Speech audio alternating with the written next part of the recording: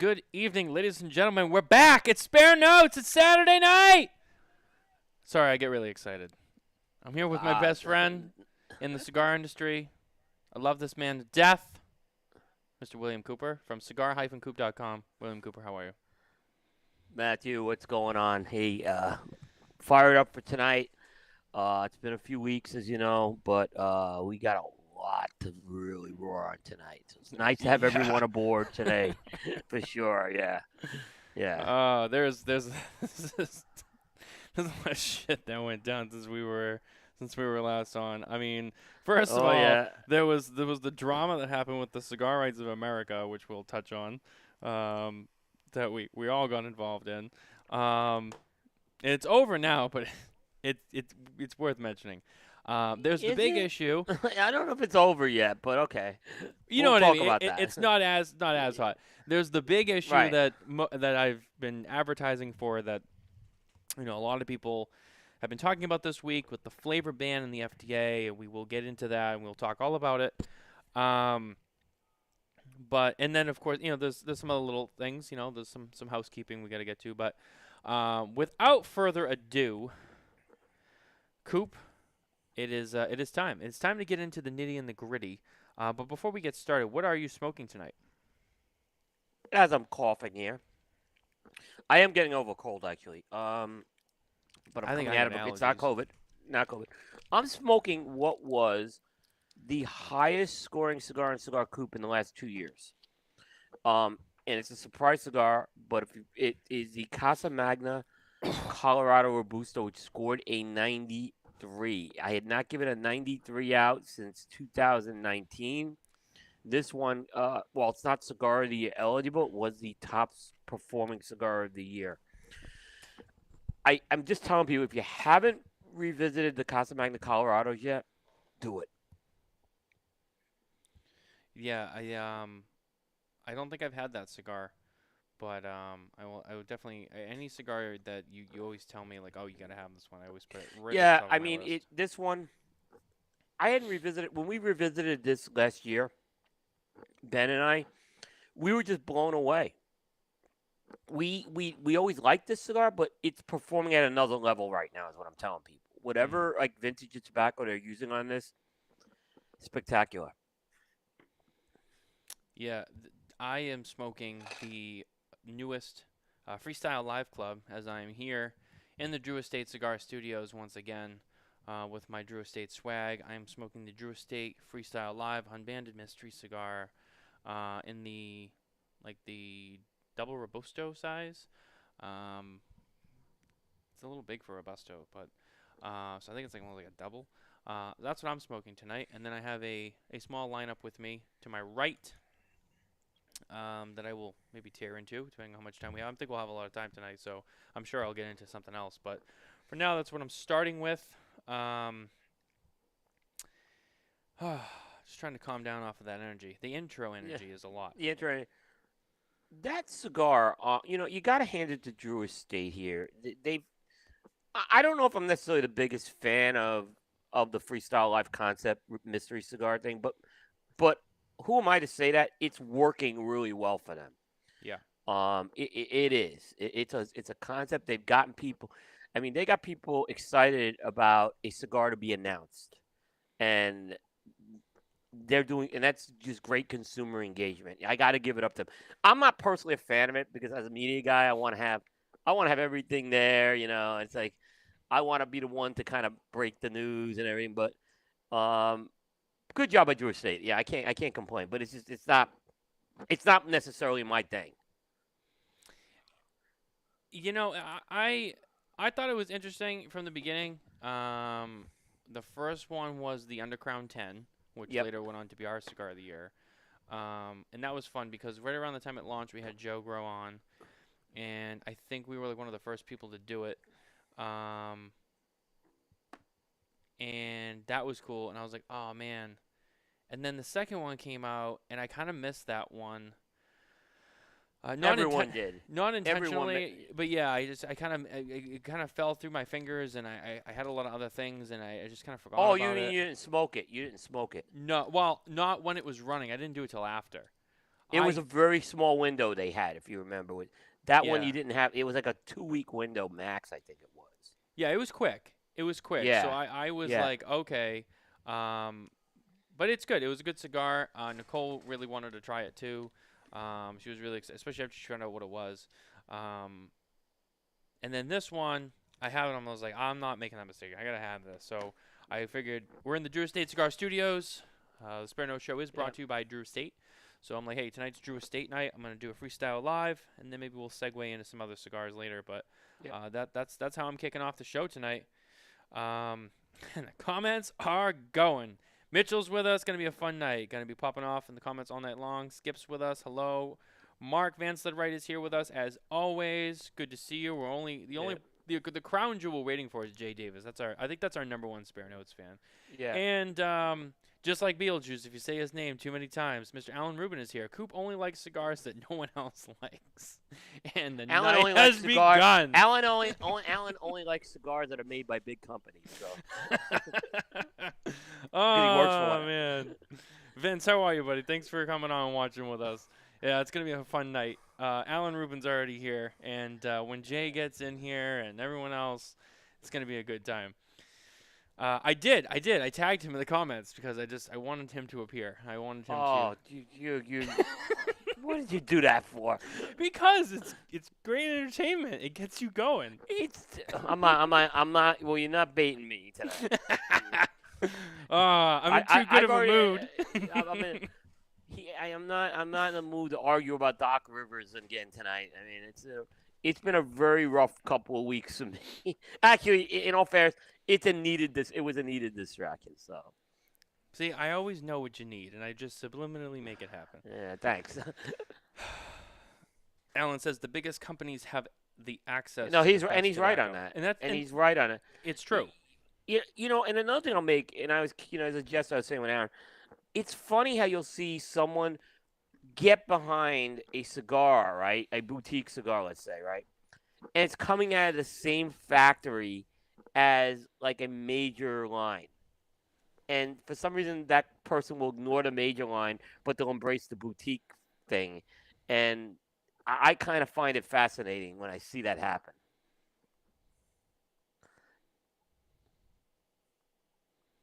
Sorry, I'm responding to the comments now. I got asked. Why did you tag Alan Rubin? Well, you have to explain that. Mitchell, I am not responsible. Okay, I take no responsibility on this tonight. Okay, this is all on Matthew. Okay, so you can thank Matthew. I wrote it down, but I will also say it audibly. He said next time tag the real Alan Rubin. It's because Alan is we on our last show he stopped by for some comments and it brought a lot of life to the show and I liked that. We had a great time. Jabs aside, in all seriousness, when the comments are going and the show gets lively, it's a lot of fun and that's why we're here. It's fun for everyone involved. So I'm like, hey, that's a guy who's gonna bring some life to the show. Coop's gonna spin his wheels a little bit. We'll have a great time. And as much as I bust on Alan, in a real serious moment, he does tune into our show, and I'll even say this: if there's something Alan really thinks, hey, I screwed up on, he'll let me know on it. So, So it's all and that's appreciated. Yeah, we do, and we appreciate everyone watching and listening and supporting, and as always, like and subscribe everywhere you can get your podcast. We are there as well as on Facebook, in our YouTube channel. And as a quick reminder, I'm gonna say this now just because it's gonna be on the screen all night. It'll be in the comments on the audio. The final week of our Smoke and Tobacco Cigar Family Charitable Foundation fundraiser is winding down. We have about 9 days left to go officially on the countdown. So on the bottom of your screen all night, we'll have the text code. So if you text SMKTAB to 855-202-2100. Or go to go to go.rallyup.com/smokeandtobacco. It'll bring you to our raffle page where you can purchase your raffle tickets and make your donations towards the Cigar Family Charitable Foundation raffle. There's some awesome prizes we're giving away, including prizes from major manufacturers and from Cigar Coop himself. There's some things in there donated from Coop, and we really appreciate everyone who's donated prizes and money and bought raffle tickets. Last night we were live with Cynthia Fuente. It was a great time. talking about that, and her friend JJ came on and told us a little bit more about his experience working with the Cigar Family Charitable Foundation from day one. Um, so it's been a wild ride. Also worth mentioning before we get too far into the show. Um, it's also a special day for Smoking Tobacco because today is the 2-year anniversary of the Smoking Tobacco show. It is the 2-year anniversary of the horrible dumpster fire first episode that we lost after 20 minutes. But we kept going, and now we're here doing all of this. So it's been 2 years. It's been a wild ride, but I wouldn't have it any other way. It's a lot of fun. So just wanted to throw that out there. It's a special day. It's also congratulations, a big accomplishment. Yep. Thank you, Coop. I really appreciate that. Yep.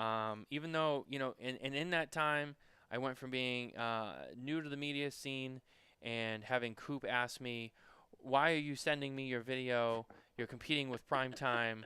I don't know who the hell you are." To now we do a show together. Now he's surpassed Prime. Now he has surpassed Primetime. I'm looking in the. He has done a great, Matthew. You've done a great job.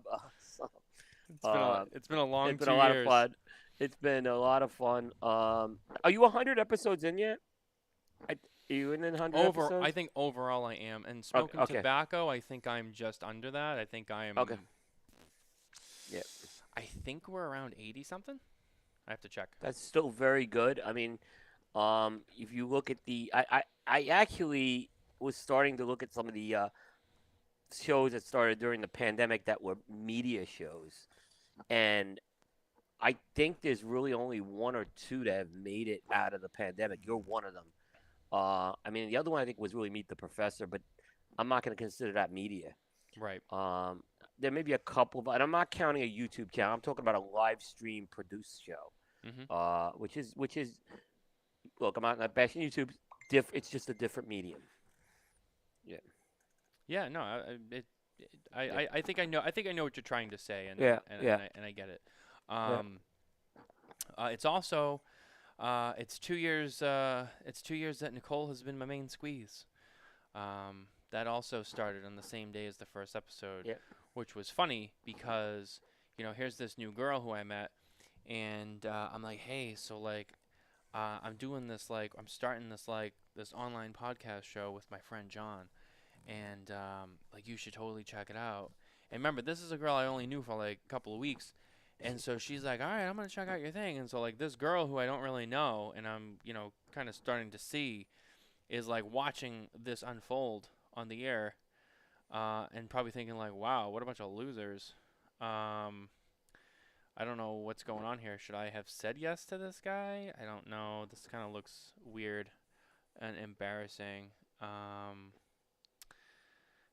But now Nicole is second in command at Smoking Tobacco and is got her hands full with a whole bunch of things behind the scenes. So doing a great job. Doing a great job. Yeah. So I mean, things have come full circle. Yeah. I mean, and hats off to Nicole. Listen, there's not a lot of females in the cigar media. There's certainly some great female influences, but I think Nicole's established herself very nicely as cigar media. She's learned a lot. And look, when you get into this, anyone get into this, there's a lot to learn. And there's still a lot to learn for all of us. But I think she's done a very good job, really is representing the cigar media well. And, like I said, hats off to her. She's done a great job. I look forward to many more years of her in the cigar media.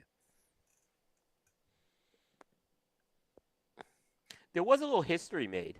Sorry, I was going to say mention, but yeah, she's doing a great job. Fantastic, and just so proud to have her not only personally in my life, my soon-to-be wife. We're gonna start a family together. But yeah, also with Smoking Tobacco. It's not often that your significant other is also so involved in your other avenues of your life. Look, Lisa's involved in the business aspects of Cigar Coop. She's not involved in anything in the content thing at all. Now, Jay Davis did meet her this last week. So there are now 3 people in the cigar industry who have met her. Jay is now one of the 3. But Jay actually has gone a step further. He's met my mom. He's met my sister. And my brother-in-law, and he's met 3 or 4 of my kids. So Jay has probably gotten access that nobody's gotten before. Well, he went to your dad's memorial, right? He did, yeah, and that Yeah. was really, really nice of him. So Yeah, we Jay's gave a him stand-up we guy. gave him the access, you know. We gave, Oh yeah. but I couldn't. And that was look, and I had no expectations of anyone coming up for that to New York, but thanks to Jay on that as well. But he can attest, I really do have a wife. I'll just It's not like no. that. Like, oh, that I have a girlfriend, but she's from Canada. That was my Oh son. man.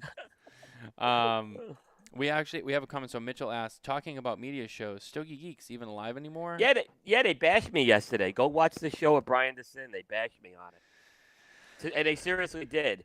They said I can't put together a complete sentence. Okay, and that's and they claim they're the number 3 podcast out there for whatever that's worth. Is Nelson still with them?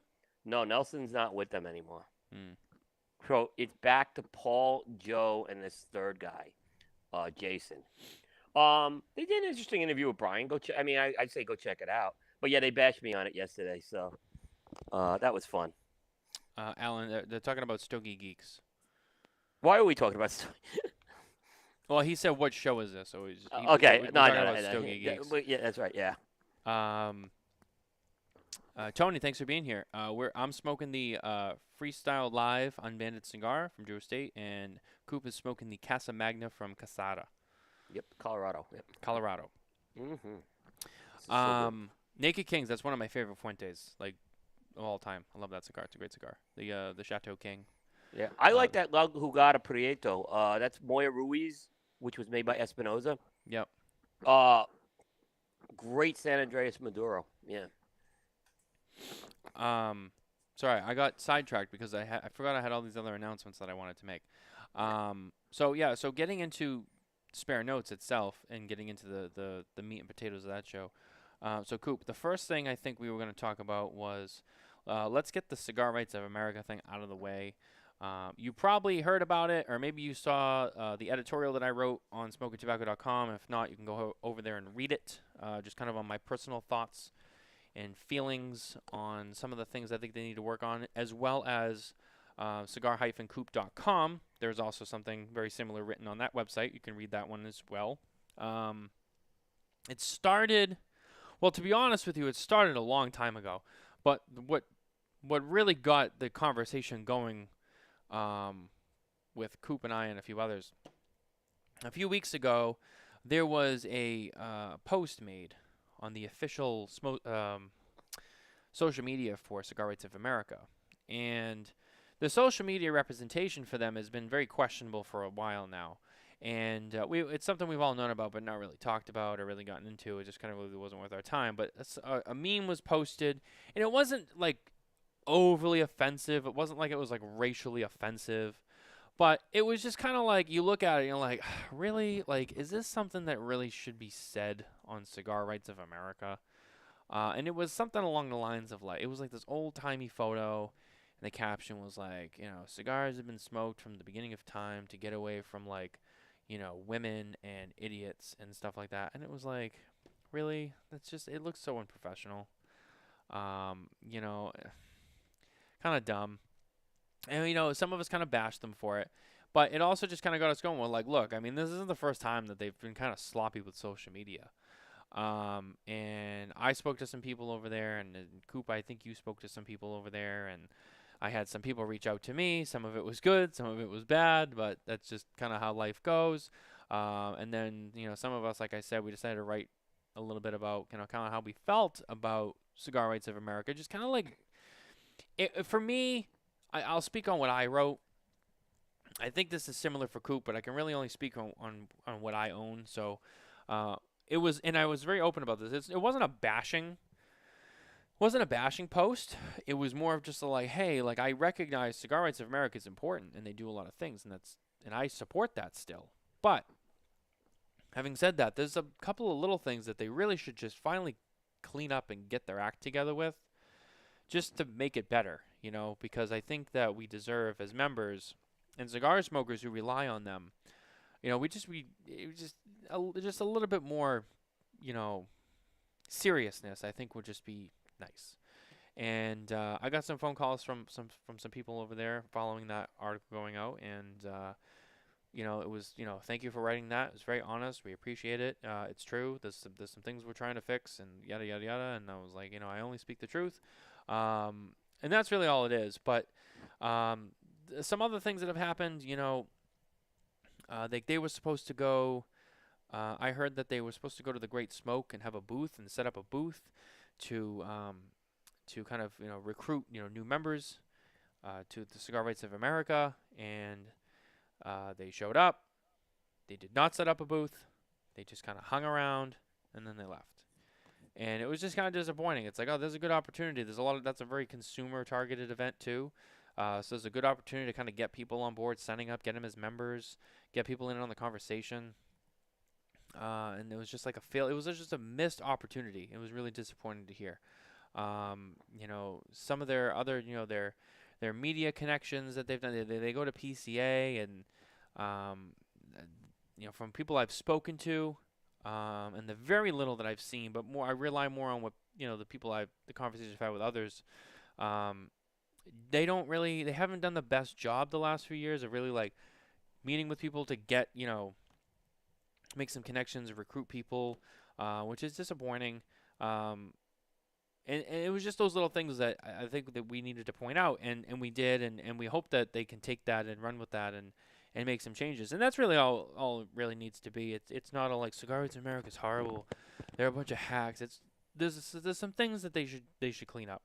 And that's kind of how I feel about it. Coop, I'm gonna let you speak on how you feel about it, because I know you have your own thoughts and opinions on CRA in that situation. Yeah, so Matt, I think you summed up a lot of it well. The meme, the way too much was made about the meme and not really the underlying issue. Yeah, And I don't think people understood it was the bigger picture. and the fact that people were getting wrapped around the meme concerned me that people might not be educated on the mission of CRA. I'm not bashing the people who did that, but it's kind of a product of, do you really understand what CRA is about? Because you might feel a little differently if you do.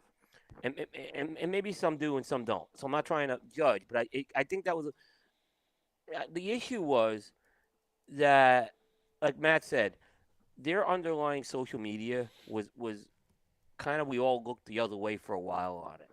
That it just was, you go in there and it was loaded with memes and jokes and pictures of cigars, and that doesn't belong there from a trade association. Now I went over to and Bear and I talked about this on Tuesday night show. We pulled up the PCA's Instagram page.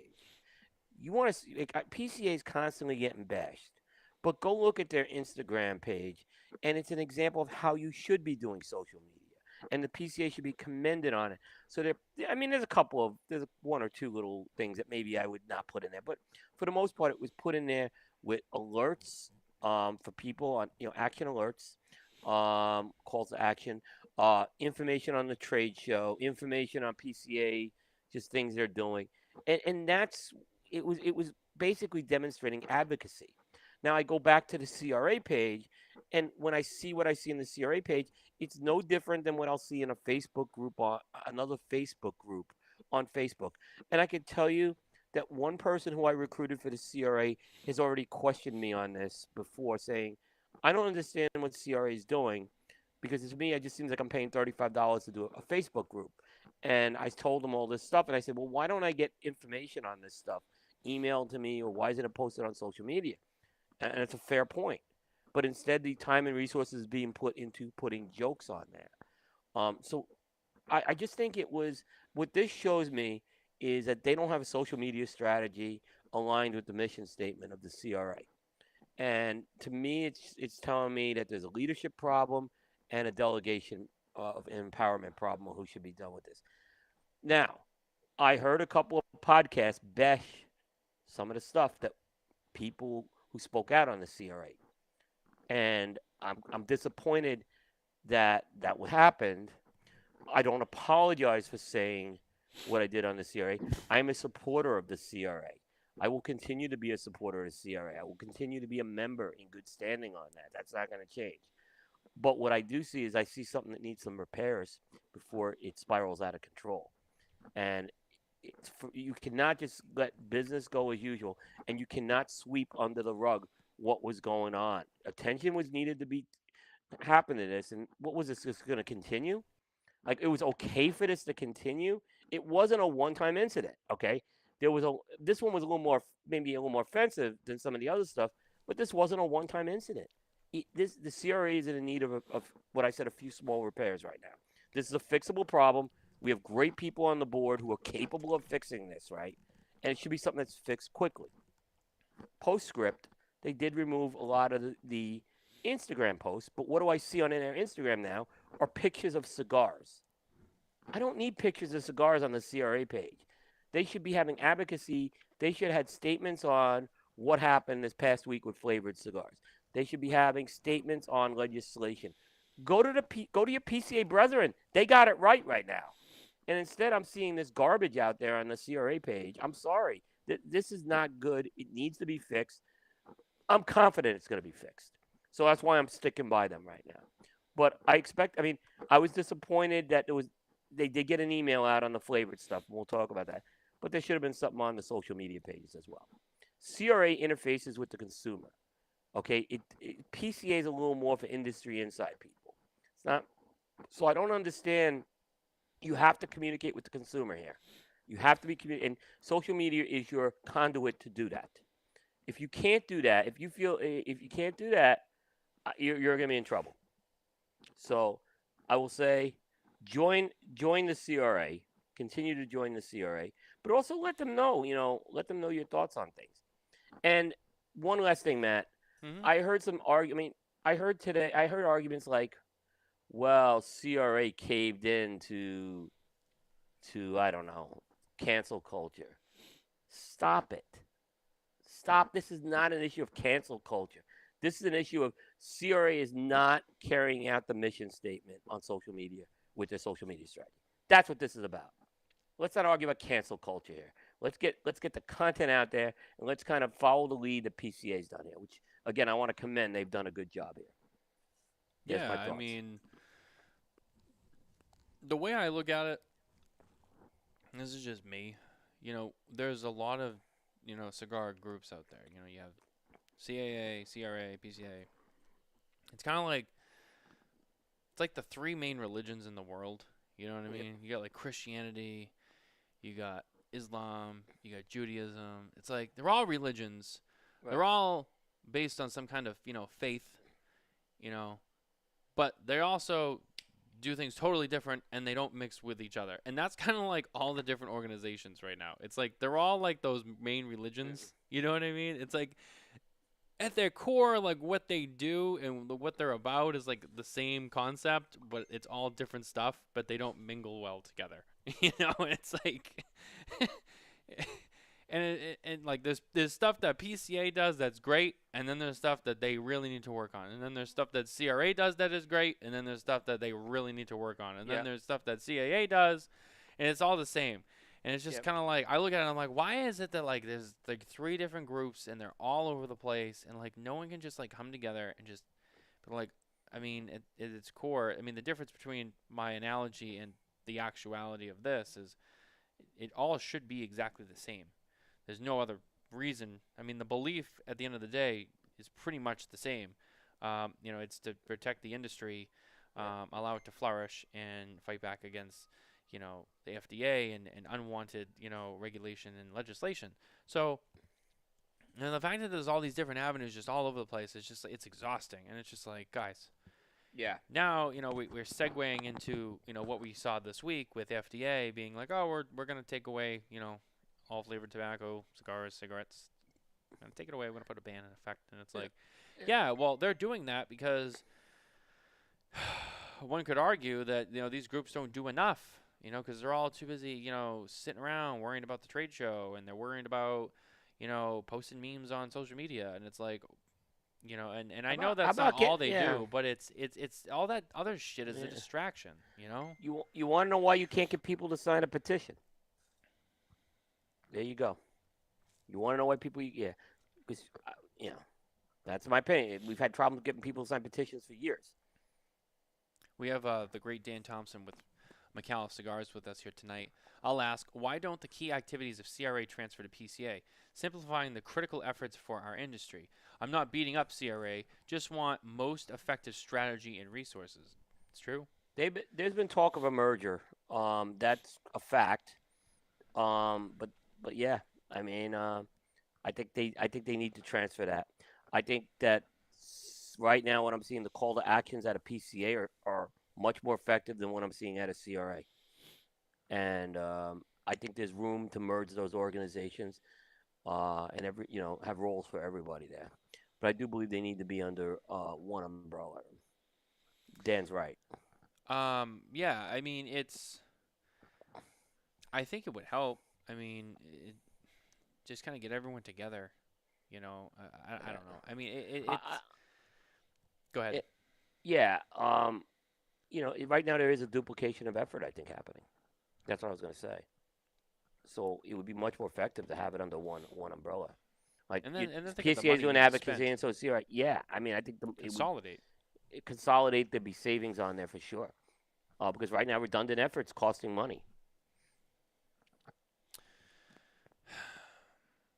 It's frustrating at It's times. frustrating. It the I watching this, Oh, Coop, are you freezing? Oh no. and if I don't see changes, maybe after the trade show. Oh, Coop, we're getting some freezing from you, buddy. Oh shit. Hold on. Coop, you still Am there? I here? I hear you now. Your video's frozen. Oh shit. Hey, Coop, do me a favor. Bounce out and come back in. I don't know what's going on here. Everything was crystal clear, and all of a sudden I'm getting some freezing going on. I Yep. don't know what that's all about. Sorry about that, everybody. Hopefully this is only short-lived. See if we can just have him, recycle. Maybe that'll make it better. There he is. All right. I'm back. Yeah, Am you're I back? It's clear now. I don't know what the hell that was all. Everything was fine. It was crystal clear this whole time. It's weird. Yeah. Anyway, you were saying. Sorry, can you just repeat that one more time? What was I just saying? You were saying Yeah, I was about talking about. PCA, and if it doesn't change, I only heard Oh yeah, pieces of if it. it doesn't change, there's this notion. Well, we should just sweep this under the rug. This is not a big deal. There's a problem here, and if I don't see the problem solved in 60 days, there's gonna be another article out there. I'm gonna give them some time till after the trade show to get this fixed. But and I haven't had. By the way, I haven't had to talk with the CRA person. Obviously, the situation with my dad made it very difficult, but I have to Mm. do that still. So I have not had that conversation yet with the same individual you've talked, but there will be that conversation happening. So of course I want to hear what has to be said on that, and I'll be honest on that. The other thing is I do not want to ever see again another event like the Great Smoke have an empty CRA table. Next time there will be pictures, and I'm gonna bring it up. I'm gonna bring it up as an issue. Why isn't CRA there? Yeah, And what? and from what I understand, even Abe was frustrated because it was like he went out of his way We, to. a lot of us we kind of again we look the other way on that because we're trying not to embarrass anybody, right? Well, now it's out there. Okay, this could be fit. Now I'm gonna defend a little bit on CRA. It's been frustrating. Okay, because a lot of retailers have not welcomed CRA into events. I'm going to be very honest with you on that. Abe has. Abe's been probably as good as anybody out there with this. Yeah. So Abe's event, I can understand some of these other events where, well, don't set the table up. We don't want to hurt sales. Abe's like, hey, here's the table. Do what you need to do here. So there's no excuse here with the Abe one, is what I'm saying. If it's some other one, I look, like I said, I'm not defending. I think they should always be doing. If you're going to the event, you need to be signing up members. And at PCA, they should be signing up retailers to become great American smoke shops. That's what should be happening at the PCA, not going around and trying to do videos like trying to be cigar media. You're not cigar media. You You know, want it's to promote the cigar media instead. who have been supporting you guys. What I was just Matt, gonna, go ahead. I was You go, just because gonna, I'm gonna. I was just gonna add something in there. So kind of in between this topic and the next topic, you know, when all of my articles regarding the FDA news for this week went out, and it, you know, went across social media, there was some comments that were made, you know, like, oh hey, um, they're gonna ban flavored cigars. Oh good. Oh they should. Whoa, it's about time. And you know, a What? whole bunch Oh, of people responded being like, you don't understand. Like that's not the right attitude. Just because you don't like them, like listen, I don't smoke flavored or infused. I love Drew Estate. You see Drew Estate over here, big name, big manufacturer, that stuff. It's not my cup of tea, but I don't knock it. I don't hate it because it is still important to this industry. It's just not for me. It's not what my palate likes to enjoy, and that's okay. And that's okay. But that doesn't mean that we have to let them go by the wayside. You need to fight for those just as much as any other cigar because you know they take that. They're coming for all cigars next. And another comment was made to me. Oh, do you really think that they're gonna come and they're gonna take away all cigars? You must be delusional. And I'm like, no, we're not, because you know, here's the thing. That shows me when I see the public out there making these comments how uneducated they are, and the fact that they don't think that it's really a threat, so they don't care. And I understand why they respond that way. You know, I don't look at them and go, "Oh, you're an idiot." I just kind of go like, they're obviously not informed. And where does that responsibility come from? The Cigar Rights of America. They're not out there doing their job. They're not letting honest. the average consumer know, like, hey, this is what's going on. This is why you need to join. This is why you need to be part of this, you know, this group and learn and understand and realize and go to events and write to people and get in touch with your local, you know, cigar associations in your state. You know, sign petitions and whatnot. This is what they're supposed to be doing. So when I see these comments on social media like, oh yeah, thank God they're gonna get rid of flavored stuff, thank God, it's like no, that's not the right attitude. Whether you like flavored or not, it's not the right attitude. And yes, they will come for all cigars. And anyone who looks at us and says that we're delusional, you're the delusional one. And I mean that in a respectful way because you clearly do not understand what threats this industry faces. I mean, I don't think anybody realizes online cigar sales that everyone loves and enjoys. They think that that's as solid as concrete. That's hanging by a thin thread right now. There's a And whole any, issue with and, very if, thin thread. and anyone who thinks like, oh, online cigars is not going away. Online cigar retail is hanging by a absolutely fragile, thin thread right What's now. that? What's the name of that act? There's a law out there that right now, and we're like one clause away from if that law changes. That's a good point. I'm not sure. Yeah, I always forget the name of it. Um, Before we move to flavors, I do want to address another point in the article that you talked about, your article specifically, Okay. and it was you called out Cigar Rights of America, basically only promoting the only media brand they promoted is Cigar Aficionado, Oh and I yeah. was so, and I was Mm. so and believe me, then I heard, oh, Matt's got sour grapes. I said, look, you want to know something? I have a problem with this as well. That they are only promoting Cigar Aficionado.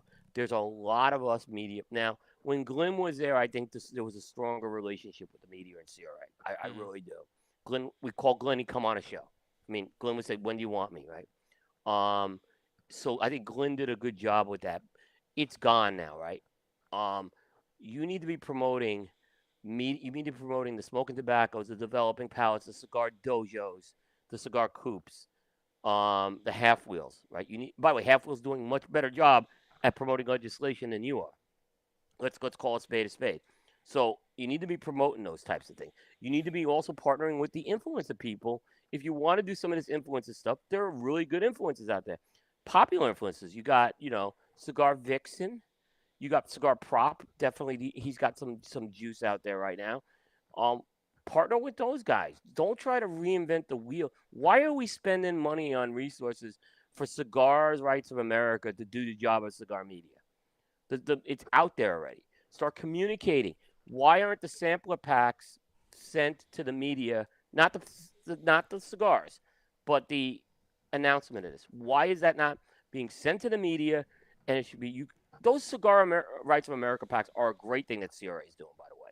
They've Yeah. got really good cigars in there right now. Why aren't you trying to get that out there? Get the word out there. I know you're going to sell them all out. Sell them out faster, right? Instead, no, I have to read about it on Half Wheel, right? Because Half Wheel's making a whole bunch of phone calls to manufacturers on that, right?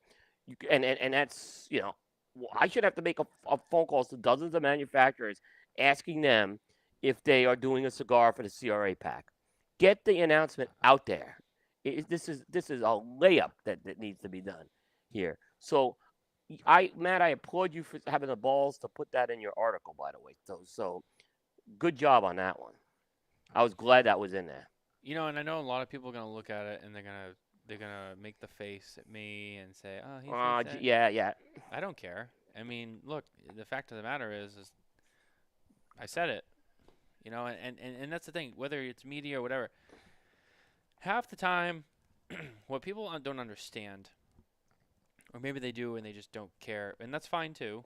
I'm not here to force my opinions on anyone. I'm just here to share them with anyone who wants to listen. So I share my opinions on how I feel about something, and that's really all it is. I'm not looking to start a fight with anybody about it. It's just like, oh, well, this is, my responsibility is to comment on what I see.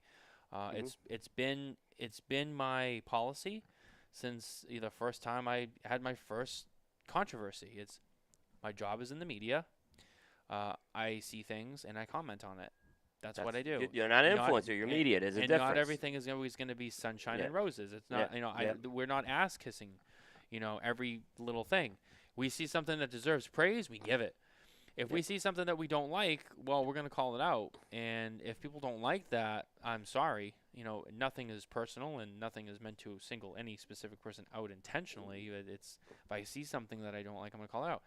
I think that regardless of whatever the excuse is, and I know how big CA is, but it's sad. I'm not saying don't give them their love. Don't kiss the ring. I'm not saying don't kiss the ring, but then exactly. What I'm not saying boycott them either. That's not what it is. It's not just like share a little love. But it's like I see retailers and all they like. There's a retailer in town near me, and he promotes his products on social media, and every time he it's cigar aficionado, and it's like, yeah, well, what about everybody else? And I hear the excuse, well, because most people only know about cigar aficionado, so that's the only one that really matters. It's like, and they're not wrong on that, and there's some truth to that, help but us. also it's because no one else gives us the time. It's like if people knew, if the average consumer knew, more of them knew more about us, then yeah, that wouldn't really be the case. But it's the case because that's the only thing you guys choose to waste your time on is let's just give it all to Cigar Aficionado. So yeah, obviously, personally, as someone who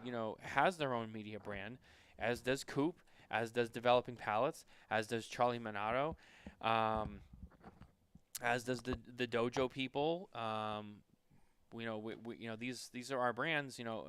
We share our opinions, we express our feelings, and maybe some people like it, maybe some people don't. Right. But you also have to remember at the end of the day, it's our brands that we put time into. So yeah, we're gonna feel a certain way about how media gets handled within the industry. So yeah, we're gonna comment on it, but that's our job. It's our job, and it's our work. You know what I mean? So if we want to call people out for not sharing the love, then that's what we're gonna do. You have to understand that too. It's not like there's no smear campaign going on against Cigar Aficionado. That's not what it is. It's just kind of like, why is it that they get everything? Because they were the first magazine. They've been around forever. I understand. I mean, they're big. They've been around a long time. They've been very successful. But yeah, that's just kind of what it is. That's all. And CRA went around asking media to put free ads up on there. Just keep that in mind. Yeah, that's true. So at least throw something back if you're gonna do that, right? Dan brings up a good point. I have, a lot of people don't know this. Dan used to work for Microsoft. So Dan's a very smart, intelligent guy, and he's used to a lot of statistical information. So this is kind of his forte. So he does a lot of the conversations I have with Dan. He always has the statistical Uh, information yeah. and surveys and this and that. He's really dialed in on that kind of stuff. So when he says he comments, I have consumer survey data set that shows CA is not the primary source of information by the consumer. The broader media is the future. There's Look, truth to that. he's right. And look, I'm gonna say it's this cigar industry is still most of the cigar industry. I'm not gonna put everyone in. They're print media primary. I mean, look at every shelf talker. I mean, it's just print. I mean, and I'm not talking CA. I'm talking some of the smaller print publications. They will get precedence over online. Now, I think online has I think online has not taken the necessary steps to fix that as a community, but that's another story. But the fact is, this industry is print media focused. They they support us. I'm not saying they don't support us, but when it comes to ratings, they're print media focused. That's the most important thing. They feel that they if it's a print. I just wonder if I made Cigar Coop into a magazine, if things would change for me. I always wondered that. You know, it's something to remind everyone. Who's the first one to do cigar of the year? Because it wasn't Cigar And Aficionado. but yeah, I mean, you gotta say Dave, right? But Yeah. he wasn't doing Cigar Authority in '92 though. He Still. wasn't doing. I mean, okay, Cigar Authority started in 2010, so he wasn't the first in the media, is what I'm saying. But he was doing it at a retail store, so he had the concept in mind. Yes, I'll Yeah. give you that. So, no, and then I'm not saying like, oh, well, but obviously their media and their publication it gets out there. I understand, but it's like people always look at it like, oh, this, that, and the other thing, and it's like, well, they're not the only ones doing it anymore. They weren't the first ones to do it. They've been probably the most successful with it, but that doesn't mean that it always will be. And as time goes on, especially in this industry, especially with the pandemic, a lot of things change. I think as time goes on, you're going to see more and more online media just become more prevalent. No matter who it is, just as in general, print I think over time will fade away. I don't think it'll ever go away, but I don't think it's going to be what it used to be or it is now. I think things will change. The online sector is really growing and becoming more and more popular.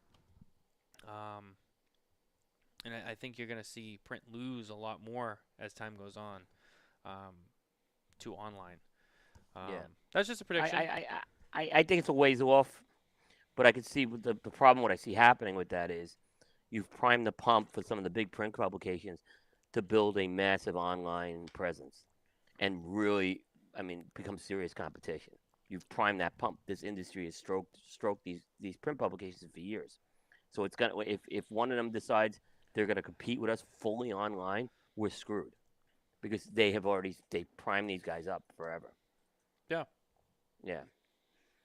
I mean, there was a time when just straight, you know, the old school bloggers. I mean, that was somewhat of a huge part of it too. Well, we Um, had some really those old school bloggers really messed a lot of things up for us they too. I did. mean, There I'm was not gonna, also some bad yeah. eggs. Oh, there was Um, some clowns that we had. There's some good guys clowns. too. I mean, we have Ben Lee, who was one of those original guys. He was one of the good guys. So, but Ben was around during those days, so he could tell you a lot of stories. Yeah, Yeah, absolutely. yeah, But no, I mean that's really it. That's just my piece. yep. Join the Again, CRA, and I'm just saying, join the CRA. Don't give. They have done some good things with lobbying and everything. Let's not take that away from them. Let's fix this and really make this a world class organization that I know it could be. yeah, Yeah, absolutely. that's what I want. Yeah, Moving on from that, as we're already almost an hour in. Um, the other big thing of the week. Well, actually, let me ask you this question first. I know you had a couple of things that you wanted to talk about on the show. Do you want to do those yeah. first, or do you want to do those Yeah, after the you FDA want to talk thing? about JSK banning me from their supposedly banning me from their media distribution? Because I I don't want to know. address that. I don't know about that. You sure? Oh, okay. Take the So floor here. I don't know if it's true or not, right? Because I haven't had a communication with JSK. But there was a comment made on the How About That Cigar show last week that basically said, "I'm glad I removed you from the media distribution list for press releases." Let me give some context to this, okay? I did not publish the JSK press releases on the Munchies. Okay, there's a code of ethics. I should say it's not really much a code of ethics. There are guidelines for publishing media stuff that we have. If it doesn't fit into those guidelines, it doesn't get published, right? And there was Mhm. a decision made late last year to stop doing some of these food type releases. So they're not. I mean, believe me, I haven't covered. They're not the first food release since I did this, right? There's Viaje's been doing it. Ezra Zion's been doing it. Doesn't mean I'm not covering the brands, but no, I'm not covering these food releases, right? That's the decision that was made, okay? Um, and it's certainly JSK's right to cut me off on the media. I am not upset about that, okay? But I'm just saying the argument they're giving is your media, you publish everything. You don't publish everything. We can't do that. That's no media outlet's going to publish everything given to them. Mhm. There are stories I have turned down from people for a variety of reasons. It's got to fit into the framework that what Cigar Coop does. Maybe Smoking Tobacco has its framework, et cetera, et cetera. It doesn't mean you're automatically going to get press. If you're upset about that, that's certainly JSK's right to do that. I'm disappointed that if they're going to go ahead and do that. I'm disappointed with them. But I'll also say this to JSK: if I want to cover your stuff, I'll cover it without the press release. I mean, I have to do that half the time with companies like Padron. I mean, so and there's certain companies that won't send press releases to online media. So you're the 93rd ranked company on Cigar Coop. You know, I lost the 93rd ranked company. I don't want to lose any. It doesn't matter where you ranked. I don't want to lose any. But guess what? I still cover Padron. If I want to cover you, I'm gonna cover you. And but that's your right to do that. I'm disappointed you would do that because it doesn't fit into the framework. And I just wanted to mention that if that's true, then it's true. I don't know if he's going to go through with it or not, but it was in the How About That Cigar chat the other night. Yeah, I mean, I can't really say too much on that, other than I understand exactly what you said. You know, you have your guidelines for stuff. We do Right. too.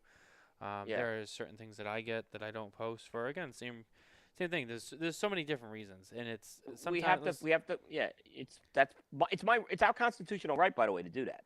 And the yeah. First Amendment allows us to do that where we're not forced by anyone to publish something. So that's part of a constitutional right. And these are the same people who scream about First Amendment. But it's not okay in this case, right? But yeah, Matt, you've had your guidelines too, and there's things you've come to me saying, well, should I publish? I said it's really up to you. Right. Yeah. Yeah, I mean, and everyone does their own thing and they do it differently. Yeah. And like Yeah. you said, I mean, if they don't send the press release out, like I We'll understand, cover them. Well, I get guess it. what? You'll still You be can still covered. be Yeah. covered. I mean, it Yeah. happens all the Yeah. time. Yeah. So I mean, it's kind of I can't sad use that a you're in photo. that That's gonna be the difference. I spot. can't use a. Yeah, I mean, I have a photo to use because I can't lift the photo. I won't have permission without a press release. So that part's gonna hurt a little, but we'll do it if we wanna. Right. Yeah. We'll do it without the photo. That's what I've done with Padron. Yeah, absolutely.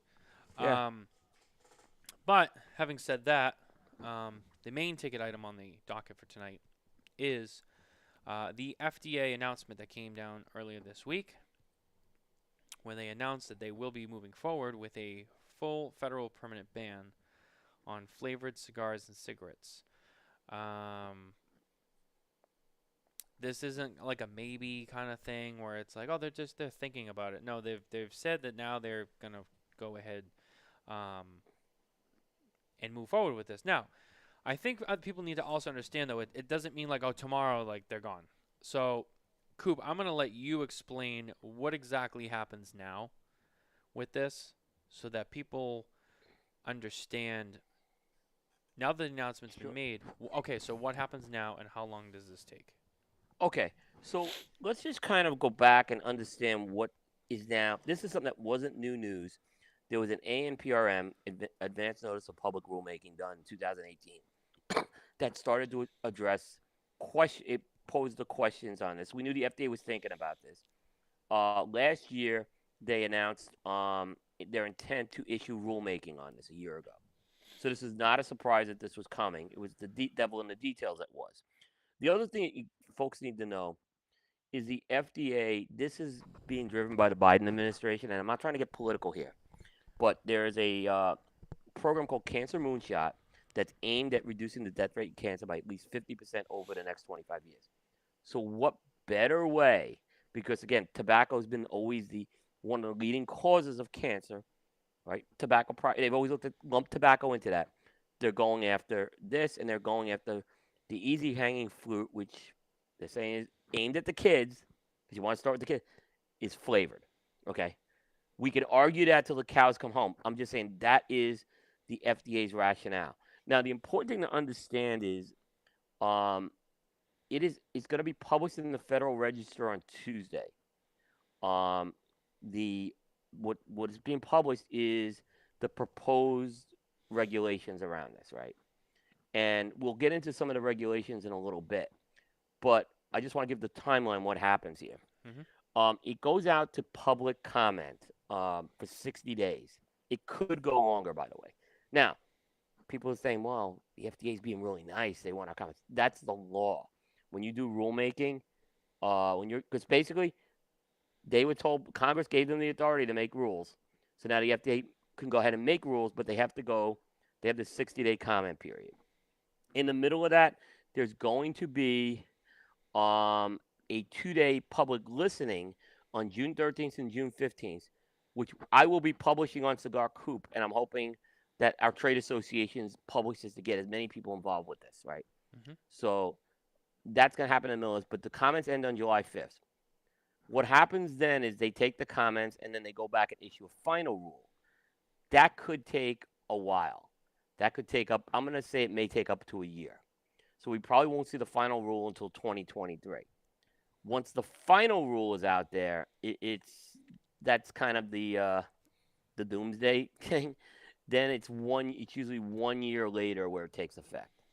So there's a lot of time here before we see anything happening that's banned with flavors.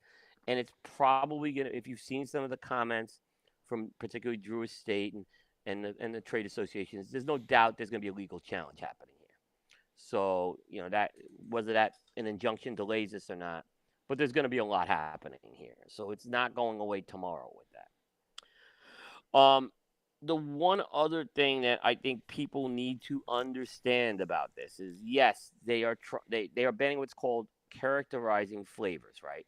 So that includes the amount of additives that are put into a tobacco blend, right? But it's also this notion of flavor representations, either explicit or implicit, on the labeling or the packaging or advertising of the product.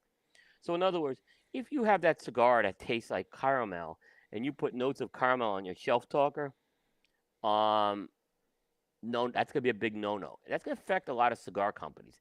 I'm not sure how it affects Yep. cigar media yet, if we could write that or not. But I think cigar media is gonna have its own set of problems in the next year or two with this anyway. So that's what this means. That's what this means. And if you're just someone who's saying, well, you were talking earlier about some of the comments, you go, well, good, flavored cigars are going away. This characterizing flavored thing, that's scary shit, okay? And every company should be very concerned about that right now. And oh, by the way, I think that's why PCA is really taking up the fight here right now. I don't think they care about the added flavors, right? I think if those went away, they'd go away, right? I think CAA has a different notion on it. I think they're fighting for that more. But I can see PCA, they're more concerned about that characterizing flavors. And I can just see it. They strike characterizing flavors, right, tomorrow, and it's going to be declared victory by the PCA. But I can see the CAA saying that's not victory. So a lot going on with this right now. And everyone should be concerned about this right now. Here's another point I'll make before, Matt, I'll let you comment. If you are a retailer, I mean, I've heard retailers 20-25% of their business. Imagine if now retailers start losing 20-25% of their business. Think about that. What effects that's going to have on the cigar industry right now? That's going to create a situation that is going to be a nightmare. And you think about companies like Drew Estate, that's a big portion of what they do. It's fucking What happens if that shameful. what happens if that goes away? It's going to affect a lot of the things. It's going to affect that company huge, and Swisher huge. So there's a problem. I'm just saying there's a big problem and a fight here. The last point. Let me make one last point. So a lot of Take people your time. talk. This was also announced with menthol cigarettes, but I want to point out that the menthol cigarettes rules are separate from the characterizing flavors in cigars. They just happen to be announced the same day, Hmm. but they're not intertwined in this case. And that's going to be a whole battle with it's not bad news that it's like this because but menthol cigarettes are going to be I saw this happen years ago. They tried to do this years ago. This is going to be a battle. I'm just saying, this is going to be a big battle. So, get ready for that. So you talk about cigarettes, which is really not our business, but since we're all here, Jay Davis is here. What up, Jay? And Jay with the PCA. Apologizing for being at church, Jay. You got your Don't priorities in order, apologize. my friend. Yeah, that's priority. You have your priority, man. That's right, man. Yep. Don't worry about it. We'll be here. Take Yep. care. Take care of the Lord first. Shit, I lost my train of thought. Oh yeah, so we're talking about cigarettes, right? So,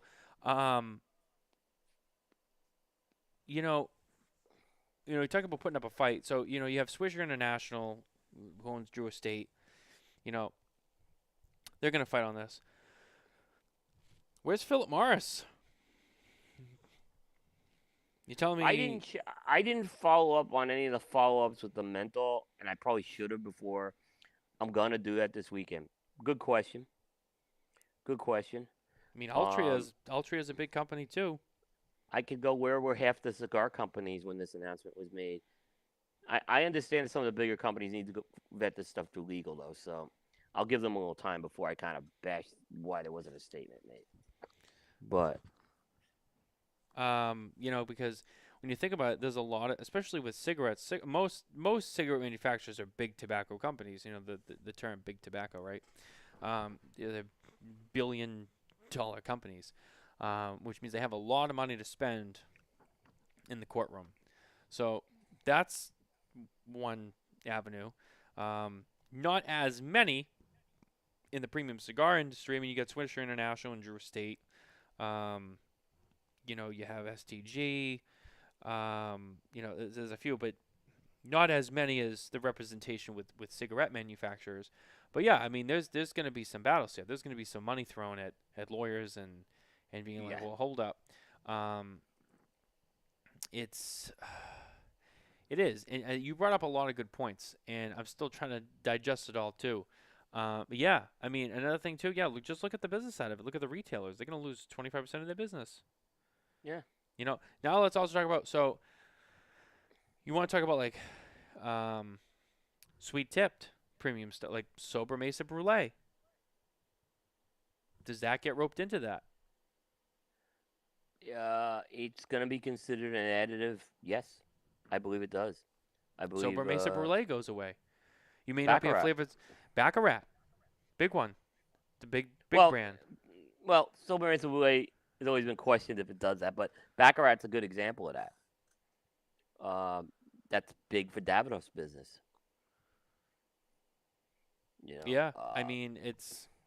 Justo Oro has Tatascan. That's a line that does nice for him. I think some of these companies will just remove the sweet tip and be done with it, right? But Asylum's another one. They got sweet tip. Mark, so from what I understand, it definitely affects the sweet tip stuff.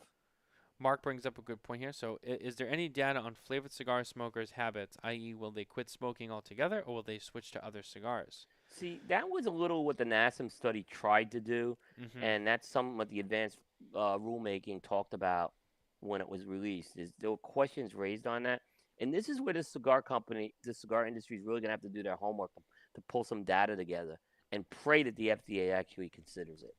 Right? Just because they provide the data, it doesn't mean anything. But that's going to be they're going to have to really pull this data together out there because usage patterns are a huge part of this right now. My guess is, some people will and some people won't. But that's a very good point that Mark brings out. The NASM study was weak on that. I mean, they mentioned it, but I didn't think it was very strong in that area. Yeah.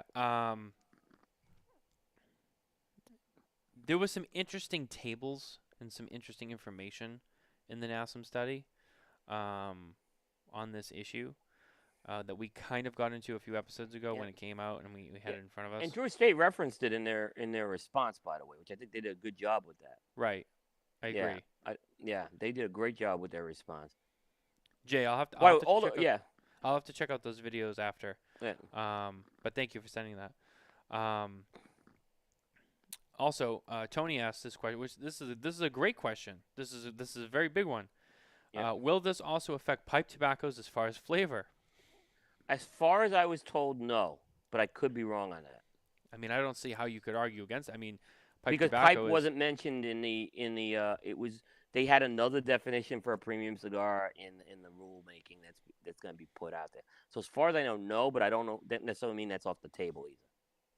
and Jay referenced Altria's new marketing strategy, and as he comments here, it's called quote moving on beyond tobacco end quote.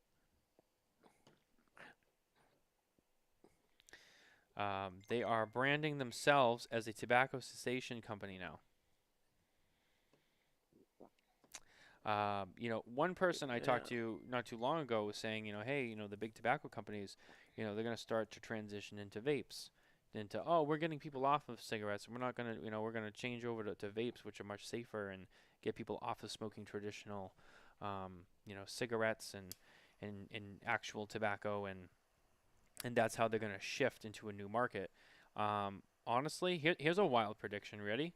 Let's just throw this on the table because there's gonna be people who's like, no, that's not true, and then there's gonna be people out there who go, well, yeah, if you pay attention enough, you could see it going this way, right? Wow, look at the comments. They're flying in. I can't even keep up with them.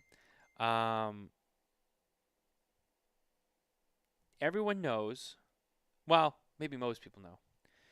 If you follow enough, with federal stuff and the FDA, what is currently floating around in the House and the Senate that is gaining more and more traction every day of being passed into law that is different but similar to our industry? Anybody want to take a guess? What is a hot topic that's going the other way, coming from ban into legal?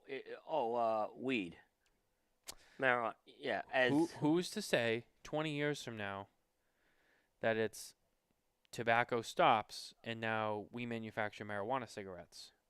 it's only a matter of time. It's just right now they've been further along this road, but they're gonna realize there's gonna be opportunities for user fees and all this stuff.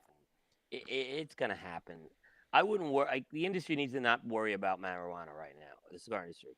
I wouldn't worry about it. I'd Oh focus yeah, on no, and that's not what I meant. But don't take the they're doing it because their day is gonna come. I mean, even some of this Delta 8 stuff's already kind of under the microscope, so yep. it's gonna happen.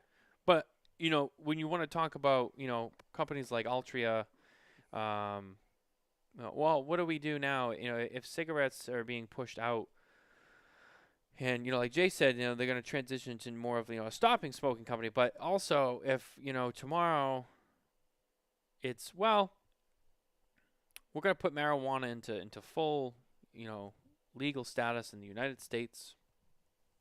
It is a couple of rules, and this is the taxes on it. But outside of that, here you go, fair game. Federal banks can take money in cannabis, investments and business and all that. Who's to say you don't go, well, I mean, let's just sell, packs of marijuana cigarettes because that's the new thing that's okay now. Coop, I think you muted. You muted, buddy. Well, I just saw this firsthand in New York because we happened to go up to New York, and 2 days earlier, marijuana was legalized in New York. And needless to say, my boys were pretty excited about that, which has disappointed me. But I went into some of these stores, man, and you want to talk about marketing to kids? You went into a dispensary? I did. I was curious to go in. I Wow. was not the one who made the purchase, but I had the only car. All Um, right. Okay. and I'm just well, and it's not the first time I've been in one, by the way. Just so you know, I've observed them before, and I'm just telling you, you want to talk about marketing to kids? Yeah, believe me, their day's coming. This is not gonna go. It's only a matter of time. Yeah, the days of buying buying weed in the parking lot behind the 7-Eleven Yeah. are over. By the way, weed's a Um, lot more expensive than premium cigars. I'll just say that. yeah. Yeah. In the days of, drug testing for marijuana for work, that'll be gone. It won't I don't matter know about anymore. that. I mean, there's still some that drug Some test for specific, I tobacco. think some specific jobs, Yeah. but the arguments that I've heard from some people are being like, well, if it could go away where they can't test for it because it's not considered, whatever classification drug or whatever. Um, and just from things I've heard through my line of work and people, because that question comes up because it's legal here in Massachusetts. So people have asked like, hey, so like it's legal here now, so what does that mean for us? And we were told, well, because it's federally illegal, it's still business as usual. If that changes, um, we're not saying it'll go away, but things could change. Yeah. Because then there's certain legal stuff that comes into play. From what I understand, I don't know. But I mean, that's just, and the reason why I bring up marijuana is because it's similar. And when you're looking at, legal stuff and legislation, and you see tobacco being pushed out, and now you see marijuana coming in, and it's a interesting cross of paths of similar types of product. Do you know what I'm saying? Right. And it's just Right. But interesting how it all kind of unfolds like that. here's where it could get. Here's where they And could overlap. you got to follow the money too, because it's all about Yeah. money. At the end of the day, it's Yeah. about money. And if it's, well, we're going to push out tobacco, and because of the cancer and all that, and then, well, we're going to bring in marijuana, because there's obviously there's other ways to consume marijuana without having to smoke it or whatever argument we want to make there. But also, it's like, well, we think we can make more tax money on marijuana now. It's all about the money. That's what it is. It's all about for them. And like I They said, don't and give a money, shit the about money's us. gonna happen. Right. The money's gonna follow. The money. They're gonna smell money with this. Trust me. That's all it It's only is. a matter of time. It's only a matter of time. And cannabis But stocks will and will flourish and grow, and then, oh, well, let's get on that. Let's make money on the cannabis stocks, and then, oh, well, let's we'll have a 15% tax on yeah. Yeah. marijuana. Oh, so now we'll rake in all that tax money, and then, well, the tobacco money won't really matter anymore because we can push out tobacco, and we can replace it with marijuana and cannabis revenue. So I mean, there's just one piece of the argument, and that's why I bring it up, because you watch what's happening. It's not just us being pushed out; it's them coming in. Just food for thought. Yeah. Very true. Very true. So I know it's different, and I know that it's a lot of. It's not like it's cohesive, but it's interesting when you look at all the different pieces of not just tobacco, but other things that are going on. And everyone always likes to argue, like with the alcohol industry. You get into that third piece. Well, then how come they can advertise like whipped cream vodka and that's a whole nother argument. They just the industry needs to stop wasting time with that and focus on their problem. Yeah. Um, yeah, I just would stay away from that. Just but there is one way where I have seen the swords cross a bit, and you brought this to my attention. That whole by the way, the CBD industry has their own problem with responsible marketing, and for example, that one thing that was the Doritos bag that said Yes. Doritos, right? Like explicitly said Doritos, and whatever was in there was CBD. Right. It looks exactly like a bag of Doritos. It says Doritos. And I saw what was interesting is when I read the article you sent me, like there's people in the CBD industry saying, "Whoa, don't lump these guys in with us. We're trying to do things the right way." So they have their own set of problems like we do internally. You know what my response to them is? Yeah, join the club. Join the club. Yeah. So they have the same issue with that. Dan Thompson, if the FDA truly wanted to improve public health, then the sugar Don't give them an idea. epidemic would be Don't give them burning any everyone. ideas. That's gonna come too. They tried it in New York.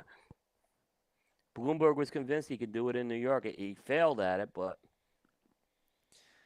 Yeah, I mean, it's at the end of the day, all this is it's things that happen in Washington, yeah, and it gets all tangled up, and then now we're here, and then and then you have, of course, the kids is the big argument. That's and like you said, it's low hanging fruit. It's easy. Oh well, the children, we must protect the it's children. it's so easy to go after that.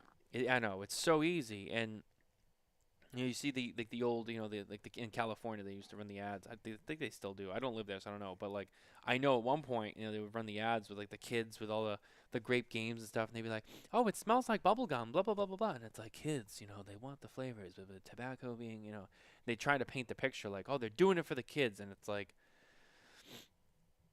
and then of course, which that's a very separate industry. The stuff that they were using and stuff they were showing, blunt wraps and Swisher Sweets, and then you bring the premium handmade cigar industry into it, and it's all the same. And then menthol cigarettes are related, but you're right, that kind of stands on its own island.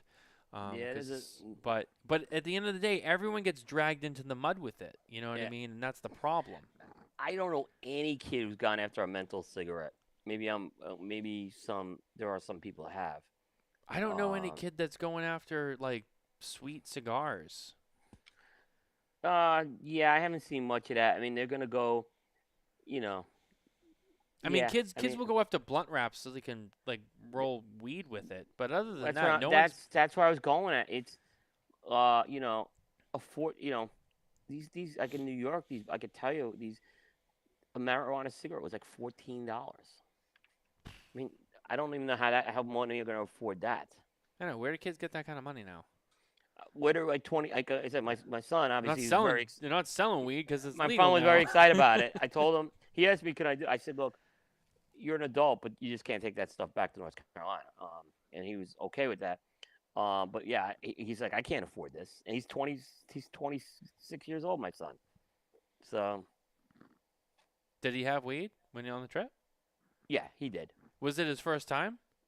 No. Oh, all right. No, I mean, I'm just curious. I mean, no, it's not. It's not. No, what's amazing?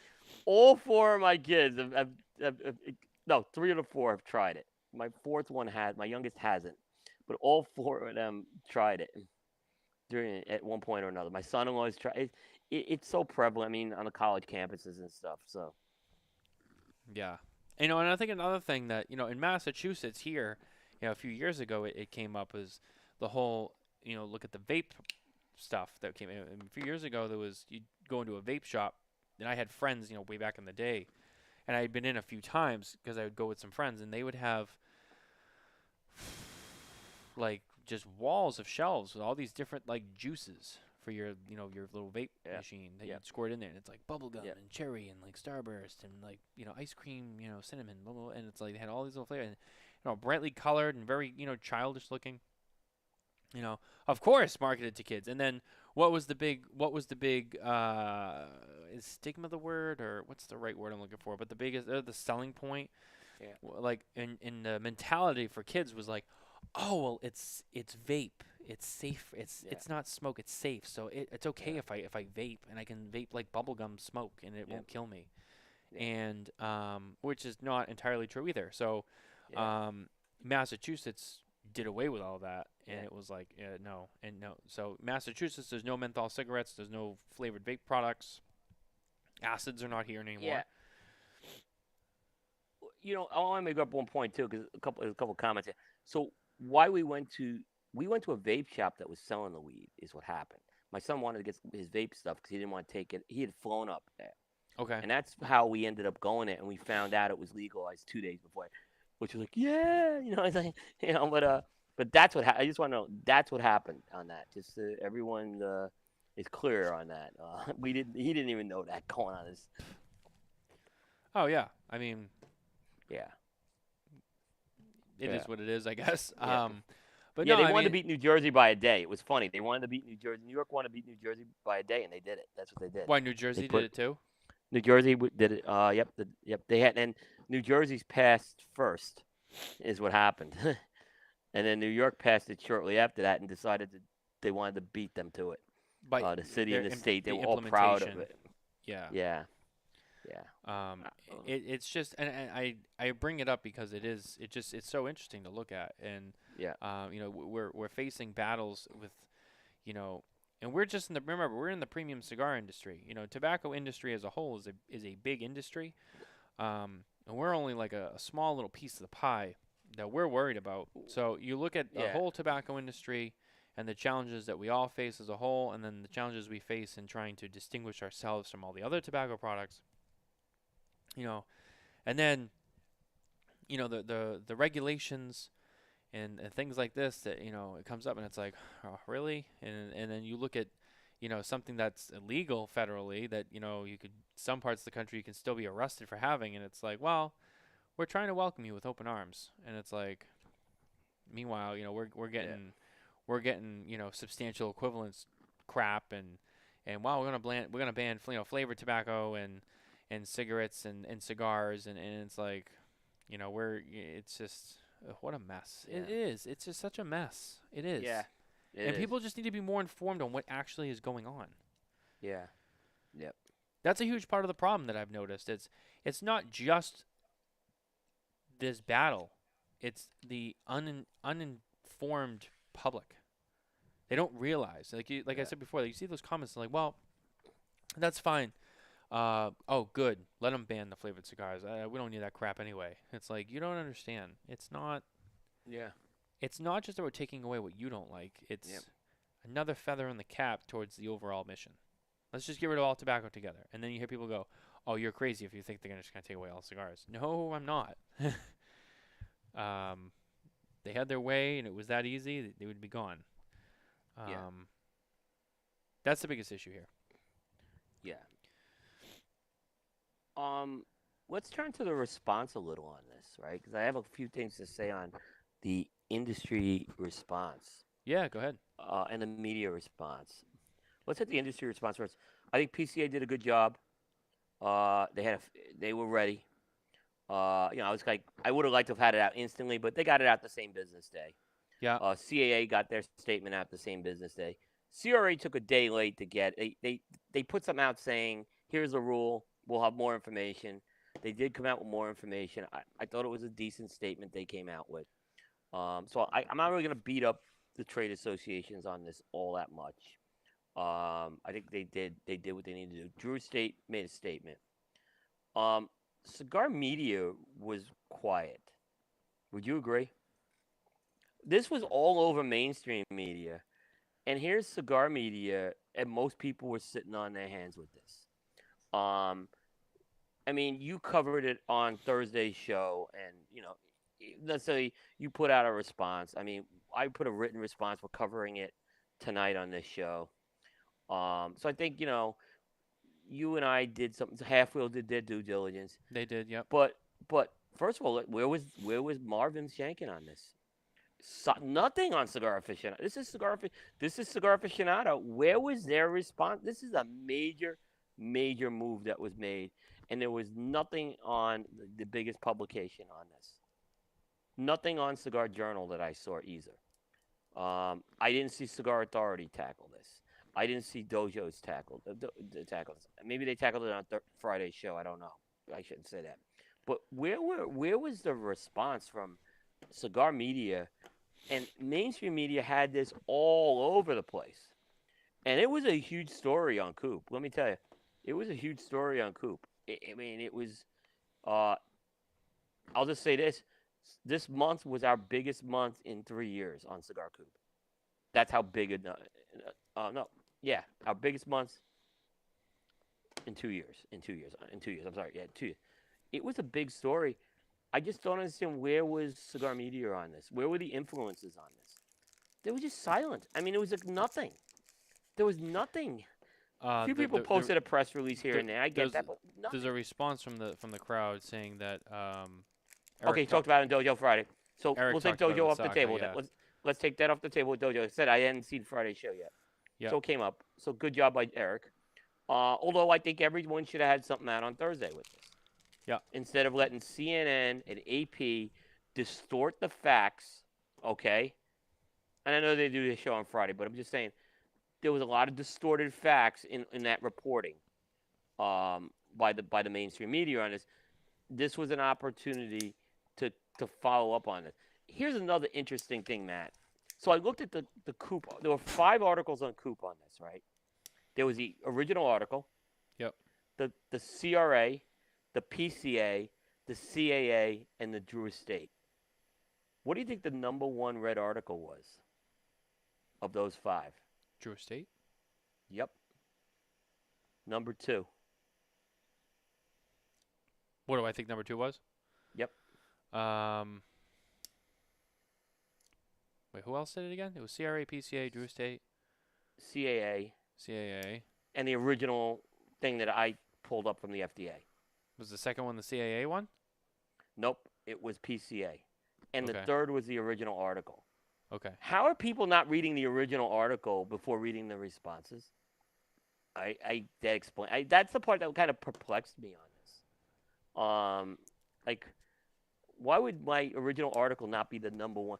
I mean, the Drew Estate article had a massive push by them, though. I get it, right? But good job people are reading the PCA thing on this, too. But I'm just saying the original article should have been number 1, and it wasn't. I was kind of fascinated by that. It is interesting. Yeah. It is interesting. Yeah. Jay makes a good point here, too. Nothing from Cigar Rights of the World, either. You know, I'm Cigar not Rights gonna of the touch that. World. I'm not sure what they're doing right now. I don't. Yeah. I don't know what's happening with Cigar Rights of the World, to be honest with you. So, I want to have a conversation with Reinhold on that. Before I kind of say anything. Alan said maybe the timing of when it was posted was when less people were scrolling online. Mine's pinned at the top, and I reposted that like 3 or 4 times. Yeah. The main one. Yeah. No, it's not. I could see usage patterns on this and everything. I looked at some of the analytics and everything. So. Jay, the only thing I will say is Jay does make a good point, but this is not the first time that something has come out and we're like, wait, where was Cigar Rights of the World?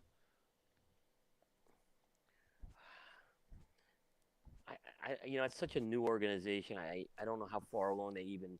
I don't know if they're fully ready to even Operate. execute. It's a valid question, though. I think it's a fair question. It's one I think that Jeremiah and Reinhold should be asked on that. I agree. And they're not, they're not nearly. I mean, that's a massive undertaking. Cigar Rights of the World. Keep that in mind. So I'm not defending it or anything, but that's not an easy infrastructure to set up. Here's a question. Like I thought Cigar Rights of the World should have been there when the whole Fernandez Pete thing happened. I thought that would have been a great one. Oh yeah, that was a big deal. Yeah. It's amazing how fast people forgot about that situation. Right, and they shouldn't, by the way, because wait till this happens in the U.S. What other countries have this implemented to their laws? I can't really comment too much on that. Yeah, I'm not sure. That's why I wasn't. I can't. Yeah, I'm not. Maybe I'm not Jay aware. or Alan Rubin might know. But just out of curiosity, But it's your biggest market in the world is U.S. So right. I'm sure like Australia's got something about it, and I'll ask Dave on that. I'm gonna talk to Dave more on this tomorrow. Jay Davis, Cigar Rights of the World has done 0 since taking emails. Nothing on Ministry of Cigars. Alan said the title of the FDA article pretty much told the reader what they needed to know.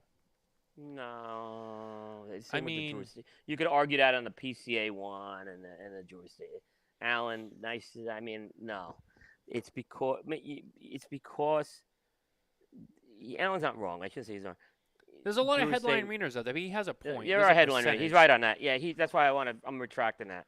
Yeah, but but all my articles have the link in there and everything too. So I would add on to it was a significant difference, is what I'm saying. It still was very well read. It was still the 3rd most read article of the week, but the PCA one was 2nd, and the Drew Estate one was. And here's to keep in mind, the Drew Estate one and the PCA one, for the most part, I didn't write anything in there. I just published the response verbatim. The FDA one was crafted off. I was ready with that one, is what I'll just say. So I had a lot of that written. I put a couple of things in at the end, but But that one was crafted and ready to go. I would add on to what Alan said and be like, the only problem with it, like for those who just read the headline, um, We're and not the talking title, Bucks, by the way, tonight. This is a serious topic, guys. So we'll talk to that another time, man. um, I would say like with what Alan said, like if someone just read the title and was like, oh okay, moved on. Actually, as he But they just still comments, clicked on it. They still most clicked on people it. don't care about details or nuance, hence why people get their news from memes on Facebook and Twitter. Nuance and depth are things of the past, and that's kind of true. People don't It's read; kind they of read the true, but headline again, and they don't read the details of like, well, the specifics of why things are happening.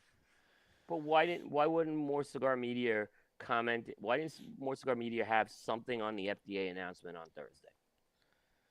Where was, like I said, even if someone who was an influencer went on a YouTube channel and talked about this, there was nothing. It was mainstream media killed us on this. The biggest, it was one of the biggest stories probably in mainstream media in the last couple of years about cigars. Unfortunately, it wasn't good, and mainstream media ate our lunch on this one. Yeah, it's true. So I mean, like I said, I get some of the shows maybe didn't happen yet, but my opinion, everyone should have had something on there, whether it was one of the responses or the FDA. I understand some people. I understand FDA stuff is not easy to write.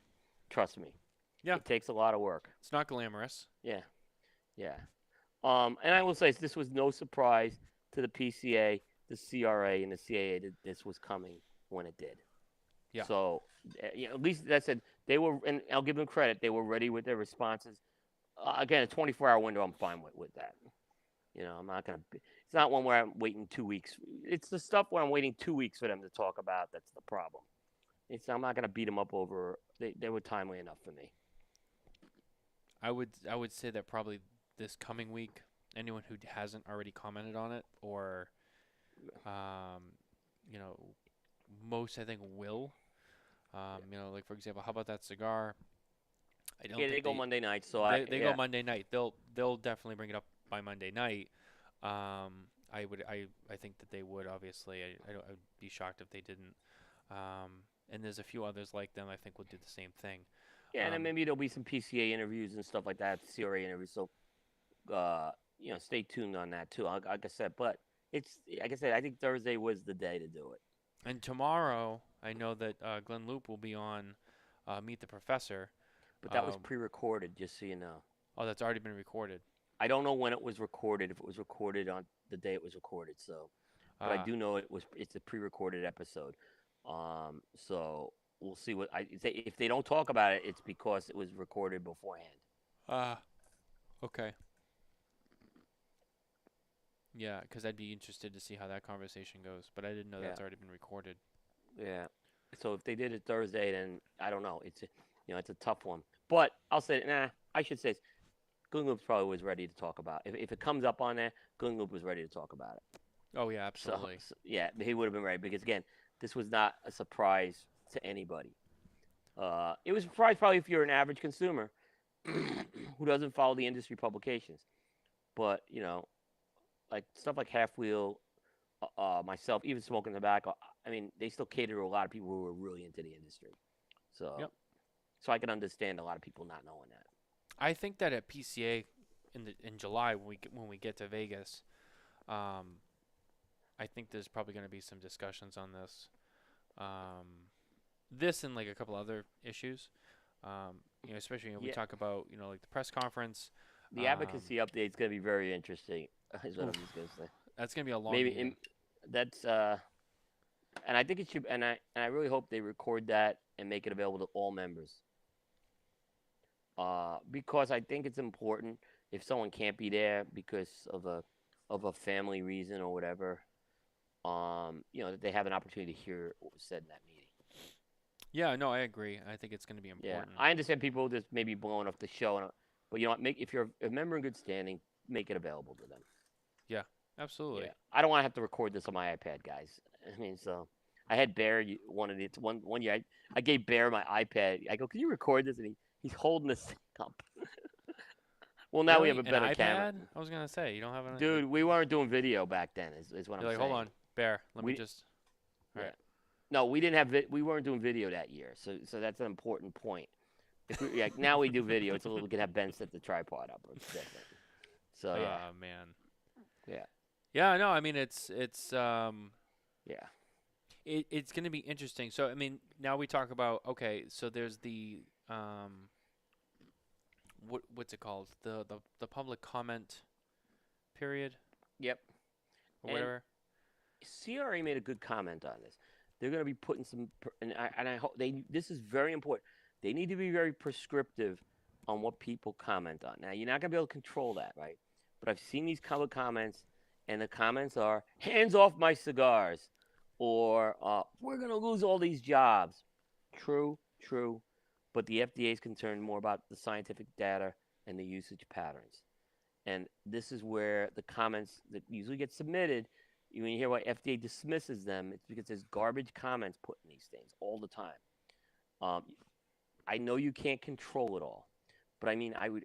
This is where I would plead with people, get media, get as much out there saying it's very important you comment correctly on this. And the fact that CRA said there's going to be, I guess they're going to be putting some guidance out there for that's good. I hope they just it's because I've seen this in the past. It hasn't happened. Yeah. I mean, that's a good point too. I mean, a lot of the times this stuff is done with factual evidence. Yeah, put the It's hands off not. your cigars It's on a not. It's social not the media page. Yeah, emotions. yeah. It's The comments it's need to be they need to be just succinct. These comments. um. I have it in front of me. Just I wanted to pull up the PCA the PCA response just for some information here. And yeah, so sorry, I'm just trying to find. PCA asserts the agency still has left many question unanswered, specifically on characterizing flavor descriptors, total small business impact, foreign impact in cigar producing countries, impact on minority owned small businesses. So that's kind of also the part like you just talked about. It's the impact on business. I understand that, and that's definitely important. But like you said, the FDA they don't really care. They They don't want it care. to go away. Yeah. This is still dangerous for kids. How does that solve anything? Yeah, they don't. It's more like, oh, it doesn't really matter about your Yeah. business, or your business Yeah. is dangerous to kids. That's not going to change my mind. Yeah. Um, Now we haven't really heard a lot about the NASM report since it's come out, and I'm curious to see how much that comes back up through this Yeah. whole thing. We don't know how FDA is going to do that. They clearly didn't incorporate it. There may have been a couple of things in the NASA report that were in there. I shouldn't say that, but I know tobacco-free kids, and I'm going to be putting up their statement. It's already out there, but I'll also put that up on Coop this weekend. They mentioned how the NASA report said this was a danger. So they're again, tobacco-free kids is twisting this stuff. Is where Well, I'm they getting have at. their agenda too. Yeah, yeah, You know, even the people who disagree with us, they have their own feelings and yeah, agenda too, yeah, and they're going to try yeah, and make us look bad for their benefit, and vice yeah, versa. yeah, And that's just kind of how any political situation really goes. yeah, yeah. But yeah, the biggest picture here though is um, if you're not concerned because you don't smoke flavored cigars, you should be. And if you don't understand why, you should educate yourself. But I also would look to all the organizations to be like, you guys need to be doing a better job of getting membership together and then informing them of Yeah. like, hey, this is what's Yeah. going on. This is Yeah. why you need to be worried. I would be, and again, before those calls happen on June 13th and 15th, I would be real prepared to make sure you maybe have a town hall or something on this. I think it's very important, leading up to that there's as much done to educate people what they need to do, particularly if they're going to participate in that call. Yeah, You know, I yeah. agree. I mean, I thought with the NASA report, our industry was too quiet on that call. There was nothing said. That's because people didn't know about it. But Right. it was quiet. It was like we were, I don't know. And look, I do think some more cigar companies really need to kind of take up take it up here and like just say, look, um, how they're committing to this stuff right now. I mean, I know Drew Estate, obviously, being, They did a great job. They did a great job, Drew Estate. but I think I would have Good, liked to have seen something from more companies don't forget, in there's some other capacity.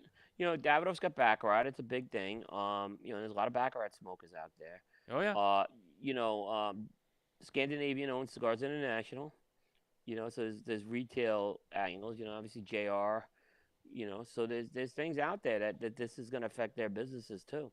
You can't say it's not going to affect the business. It will if this goes through. yeah, yeah. I mean, Java's gone. Acid The Jenkins gone. Act. That was what I was referring to with online. It's the Jenkins Act. Oh, okay.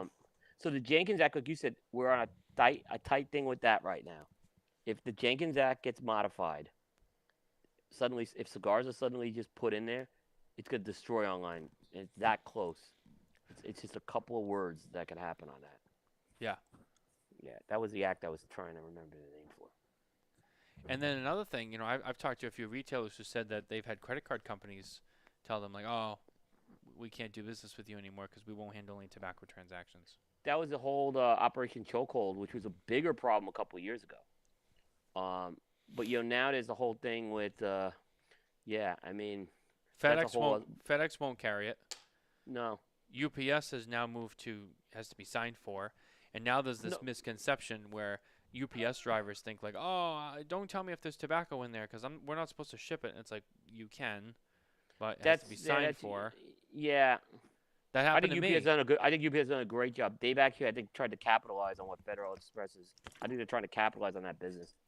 And they have the whole Cigars Direct program, which allows companies to ship directly from. It's right now only implemented in the DR, but they handle the whole thing. Gets shipped from UPS. They handle all the customs and everything for it.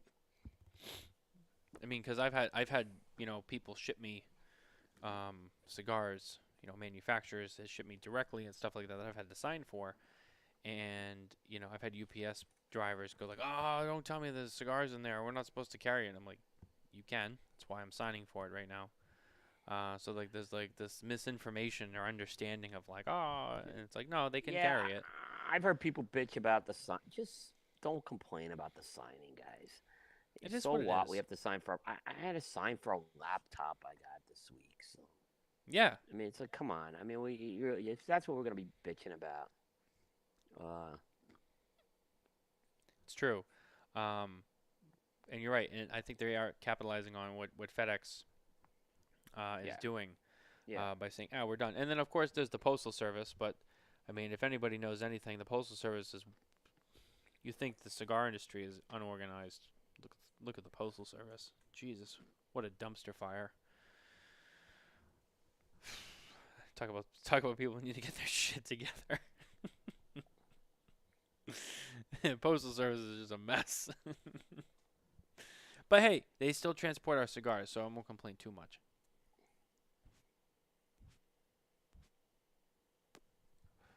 I have moved on to another cigar, by the way. I lit up the. I'm getting to the end of mine. The Añejo Shark. Really good. Really, really good. So I'm backtracking to these comments a little bit. I got Jay and Alan in here. What about General, Oliva, Rocky Patel, La Aurora, who make a lot of flavored cigars? No statements I saw. Only 2 banks in the USA actually support tobacco anymore. That's it. For credit card, that is. All valid comments. All valid comments. Jay Davis, Postal Service permits shipping cigars, but no one who works there seems to know their rules. That's true, too. That's part of the problem, too. People don't understand what the rules are. And again, misinformation. Misinformation is also the biggest enemy of anybody. When people don't fully understand or they don't know. Yeah. I mean, no matter what the topic is. Yeah. It's true. It creates trouble. Yeah. Agree. We experienced, Dan Thompson's with us, we experienced a postmaster who wanted to prohibit cigar shipping. That's interesting.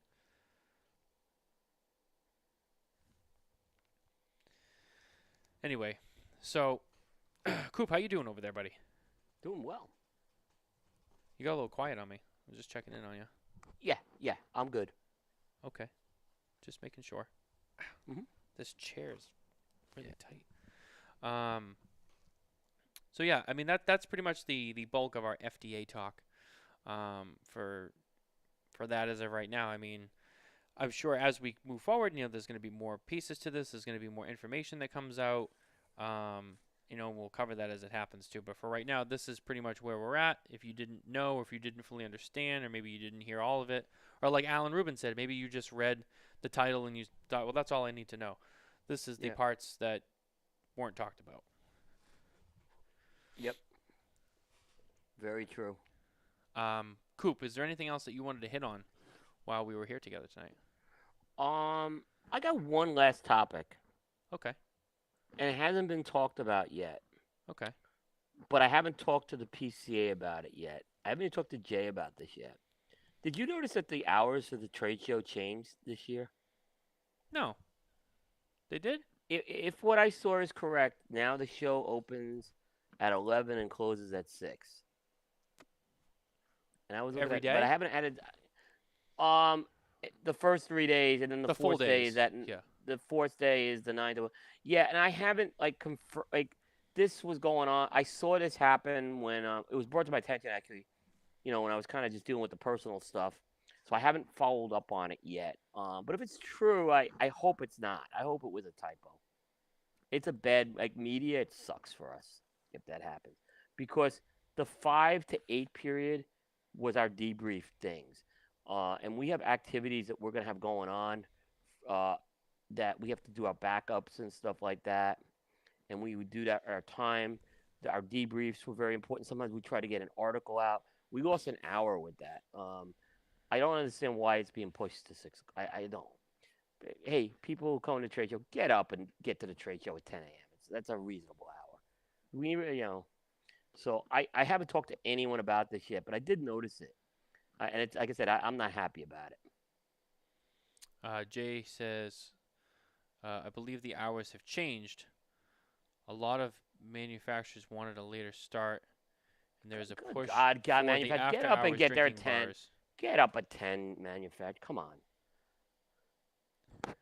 This is a working day. God. And I'm not blaming the PCA on this. I just yeah.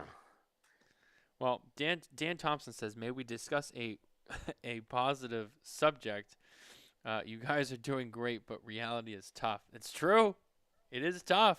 It's a tough job. It's tough to do this. And that's what we were talking about earlier. It does. It gets. It's hard to do what we do because we have to have those conversations. This is the difference with an influencer versus a media. And sometimes we do have to hit the tougher topics. We can have fun with stuff. I know. And we do try to have fun on on some of the other and other shows we do together and our individual shows. But these were some harder topics we had to hit tonight, unfortunately. Yeah. You can't not talk about it. But yeah, Dan's right. He's not wrong on that. I guess my positive thing is I'm going to Florida in May, so I'm pretty excited. Oh yeah, where are you going? The usual Miami, Central Florida vacation. I'm going to do Miami, but I will be I'm doing the family vacation as we always do in the Orlando area. Nice. And then I am going to. Normally I go to Miami beforehand. I'm actually going after this time. Okay. So it's just it worked out a little easier for me this time, because if I did it beforehand, I'd have to take 2 weeks off from work, because when we're leaving and everything. This allows me not to take 2 weeks off from work to do it this way. So yeah, it's gonna be totally booking. get that. So I'm looking forward to being back in Miami. I love that city, and be visiting some folks, as I always do, and folks may be seeing me in Miami a little more over the next year. So I'll just because I have some other things outside the cigar business I'm going to be doing down there. So you may see me a little more. I'm not going to be down there every week, but yeah. Well, that's good. Yeah. You can go to Clutch Burger with Terrence Riley. Yeah, maybe he'll invite me, right?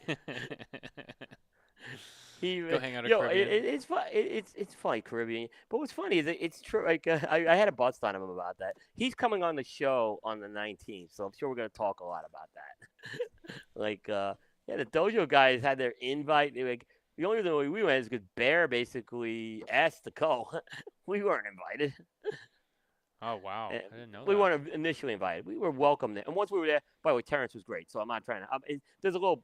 Terrence and I do like the ball bust a bit. So I mean, I Okay, took a year's worth of ball busting from him on the selfie thing. I think I have my time now and Gabe with this. Kepler. Oh, God, well, you have to bring that guy. We just said. Did you hear his By the way, comments about that game the other day? I tagged you in that. yeah, he's an idiot. He's an idiot. He is just. I mean, look, this team does play for him. And he's got some. Look, he's got a hell of a pitching staff. And I gotta say, I said this to Rob. The over under I think was like 85 wins, and we do over unders with the baseball picks. And I said, Rob, I can't argue with you going over 85 wins with the pitching staff they got. I mean, I don't think they're gonna win 107 games though this year. So No. that would be a surprise if they did. And the Yankees get caught cheating again, Oh, and what there's a nothing surprise. being done about it. I mean, come on, this organization just cheats and cheats and cheats. And by the way, the commissioner, by the way, and Joe Girardi, who is the manager of that team, he should be absolutely held his feet to the fire on this. It has nothing to do with him on the Phillies. If we have to lose him on the Phillies because he has to take some time, he's got to pay the price on I that. mean, we lost I don't Alex think he should be. Cora I don't think he because should. of his I don't time think with he should be. Houston. Yeah, I mean this. And I understand the argument. Well, everyone's doing well. The Yankees were the ones, remember, who were like, they wanted that overturned. I mean, remember that? So, Oh yeah. but it's good to have baseball back, is what I'll say. Um, and and the Phillies have just won, by the way, at the second. It's a Oh, final. someone's tickled. Well, we beat the Mets, who are hell of. I mean, look, the Mets last night. Give them credit with that no hitter against our lineup. Yeah. Good job by the Mets. I can't. I give them. They have my respect. Um, and your Celtics, man, give them some. Look, they look good. They look really prepared for the playoffs right now. Well, if Alan's still here, we could talk about your bracket. That I went 8-0 in the first round. That's all anyone needs to know. Now the second round is gonna be a lot tougher. I'm not gonna lie, right? yeah. And look, the Sixers lost Embiid, but I don't know if Miami's a hell of a team this year too. I mean, they have my respect. As much as I say Doc Rivers is a great coach, I mean Spoelstra has got 2 rings, and he's been So look at what Spoelstra has done down there. One of the best coaches of all time. He's an absolute. I would love to have him. It was nice for the Celtics to They're sweep well Kyrie Irving under the rug. I mean, the Nets. Look, I grew up in New York, Matt. Okay, I Oh yeah, never I heard know. the Nets. The only time I ever heard the Nets talked about was like 2005 when they went to the finals, 2 years in a row. I have never heard the Nets beat the Yankees, the Mets, the Giants, and the Jets on the front pages, and that's what's happened with that series. That is a absolute bomb that went off. Um, so, and we had the draft. I was. Oh my God, the draft. There's a lot of interesting things happened in that draft. I thought the Giants had a good draft. I didn't think they had a great draft, but I thought they had a good draft. They're still not going to be good this year, so I mean, it's kind of irrelevant. No, they're not. But I mean, and I'm not. That's only half I didn't ball love. busting. I didn't love the Thibodeau pick at 5, but I do like Thibodeau. So I'm happy with the guys we got. But I would have traded down in that pick. I mean, I think there was some good defensive ends we could have gotten still, and maybe got a little more. But okay, I'm not gonna beat them up over this too much. But there's people in New York who are thinking we're gonna win the division with these guys. I mean, guys, calm down, please. Yeah. Please. The Giants have been an absolute train wreck. There's nothing to indicate. If this team goes 8-9, we should be celebrating. Yeah. No, it's true. Yep. Patriots. They drafted Strange as their first pick. They always draft strange. And everyone's all bent out of shape.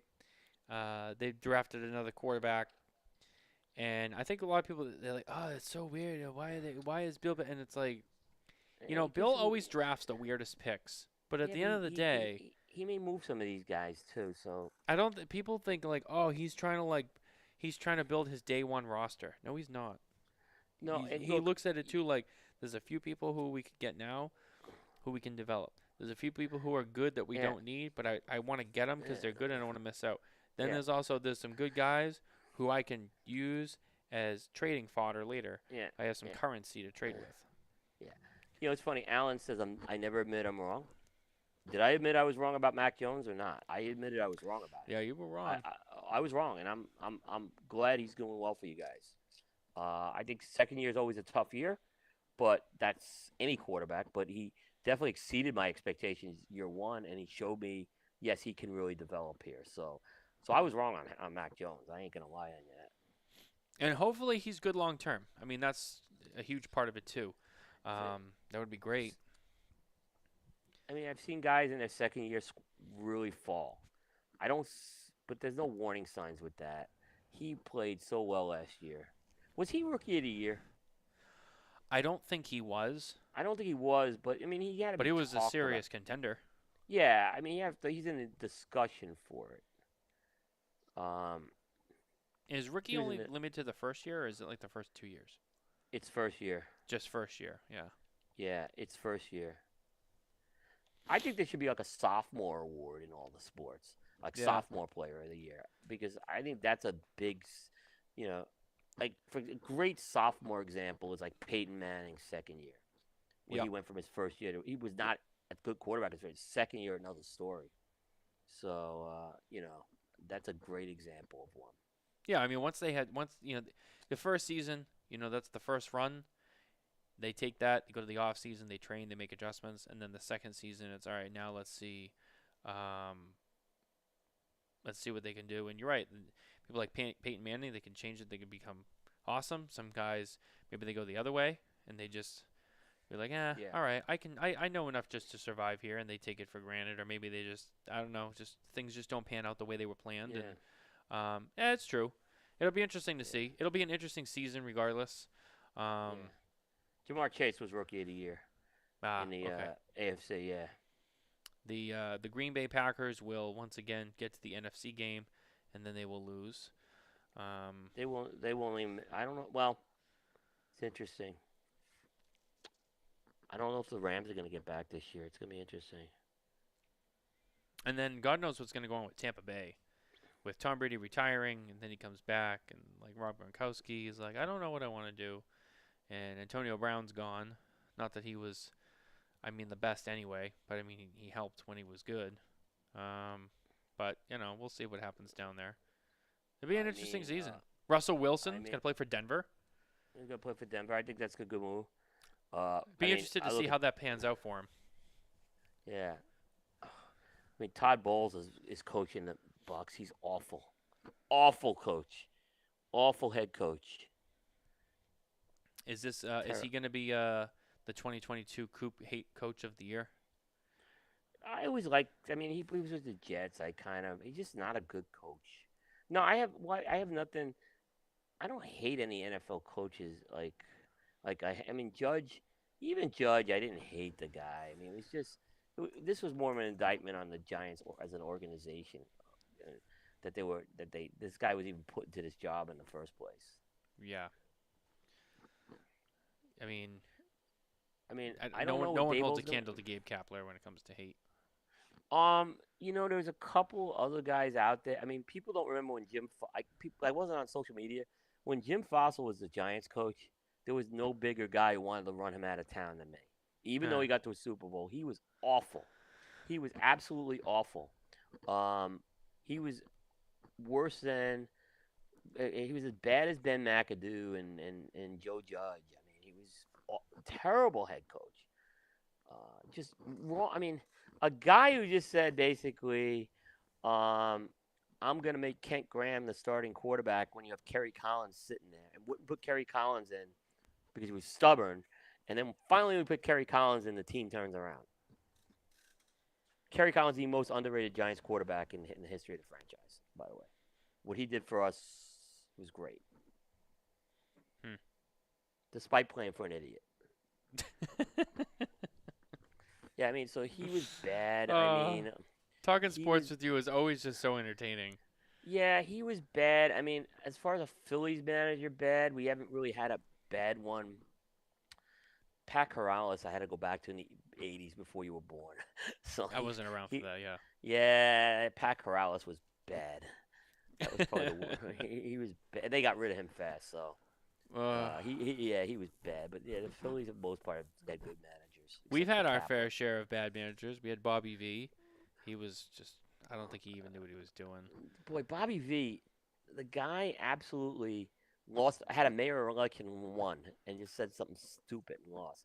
But look, Bobby V when he was with the Mets, he was a good manager with the Mets. He was a very good manager with the Mets. Perfect. He was New York loved him. You either loved him or you hated him, but you loved to hate him. But you guys had Joe Morgans, Yep. Grady Little. Oh, leaving Pedro in too long. Don't even get me started. Oh, you guys have had some. You guys had some epic bad.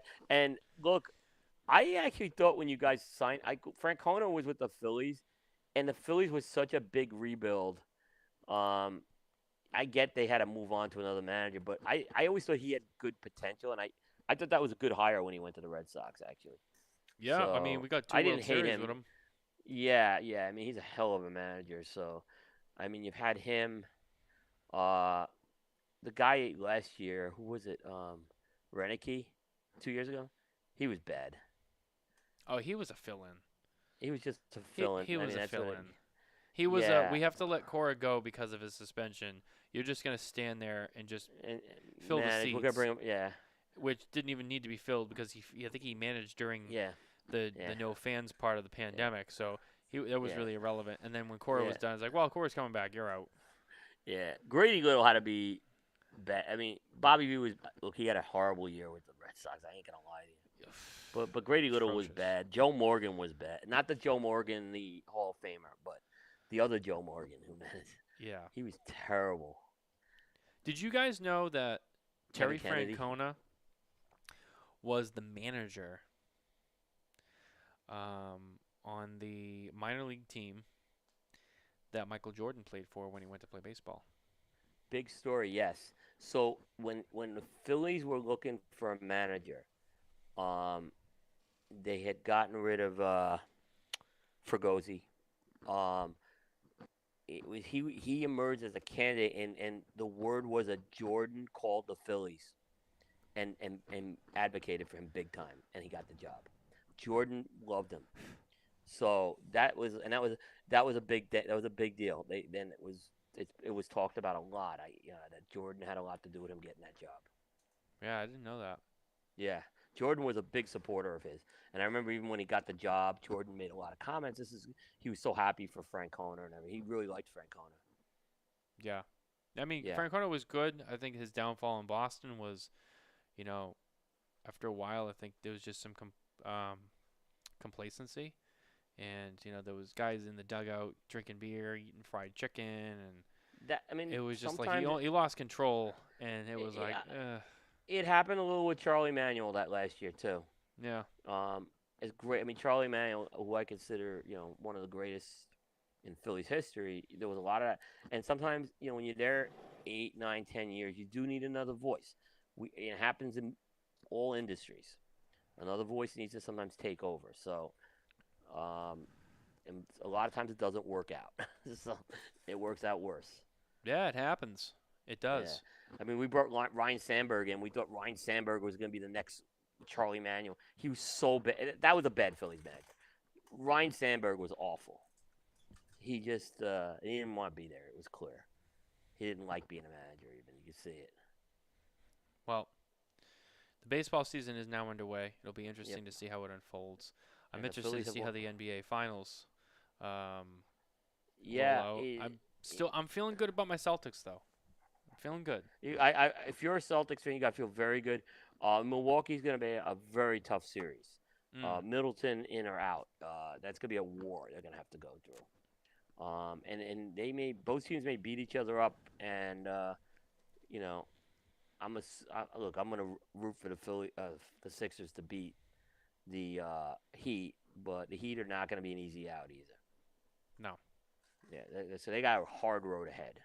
I mean, they were Oh, the like number the one East team is in very the. hard. The East is very hard right now. Yeah. Mm, very hard. Yeah. It'll be Yeah. exciting to see how that rolls out. Yep. Um, before we wrap up, last comments, questions, concerns, just All good. plugs. Yeah, I'm all good here. Plugs. Primetime show next Thursday. We're gonna have a gentleman by the name of Alex Svensson on the show. Alex has a long history in the business. He was involved with Cigar.com. He was a big part of Cigars International. He is a absolute savant on cigars. This guy, very well respected in the industry. He's got a new thing going on with Cigar Page, and we'll talk to him about that. So I'm very excited to have Alex on. He's a guy I used to read his stuff in his Cigar.com catalogs. He set up a catalog, kind of made it like a magazine, Hmm. and his writing was really good. He just had great insight. So I'm excited to have Alex on the show next Thursday, primetime 226, and then Monday night we have Jukebox, our Final Four show of the '90s Madness. It's Nirvana, Nirvana's Nevermind, Pearl Jam's 10, Alanis Morissette's Jagged Little Pill, and Metallica's Black Album. And we'll be just talking about the 4 albums. Those are all great albums. Tough. I'm in the matchup with Hector, who's doing this. Hector's got Nirvana, and I got Metallica, so we're matching up. And then Dave's got Alanis, and John McTavish has Pearl Jam. So tough for. I think Alanis is the surprise pick of the 4. I think she's got a tougher road, but the other 3 I think could win this. So Yeah, I mean, like I said, those are all great albums. It'll be tough. Yep. It'll be tough. Yep. Thursday night we have Jay Davis will be with us. Ooh. At 8 p.m. Eastern. Yeah, looking forward to that. That'll be a good one. We can talk a little bit more about some of the things we talked about tonight. We'll talk about Jay. If you don't know Jay, you should know Jay. Absolutely. He's a great face. He's a great guy. He'll probably also talk about his new is it a club that he started today at Blue Smoke? I'm not sure. I got to get some details on this. I kind of just started seeing this before the show. Yeah, me too. So, I was just kind of like, oh, what's he up to? He's Yep. up to something down there. He's up to something. Good. Yep. Good job. So it'll be interesting to hear more about that. So I'll ask him about that on Thursday night. Other than that, that's going to do it for Spare Notes tonight. Thank you guys for watching and listening. As always, don't forget to like and subscribe. Don't forget about the fundraiser raffle that is going on right now. If you text SMKTAB to 855-202-2100 or go to go.rallyup.com/smoking-tobacco, you can find the full fundraiser there as well as the list of prizes, and that's where you can donate, buy your raffle tickets, etc. So don't forget to head over there. There's only 9 days left, and there's some awesome prizes up for grabs. So be sure to check that out. And that's going to do it. So, Coop, thanks for being here. And Thank you. We'll see you guys next time. Take care.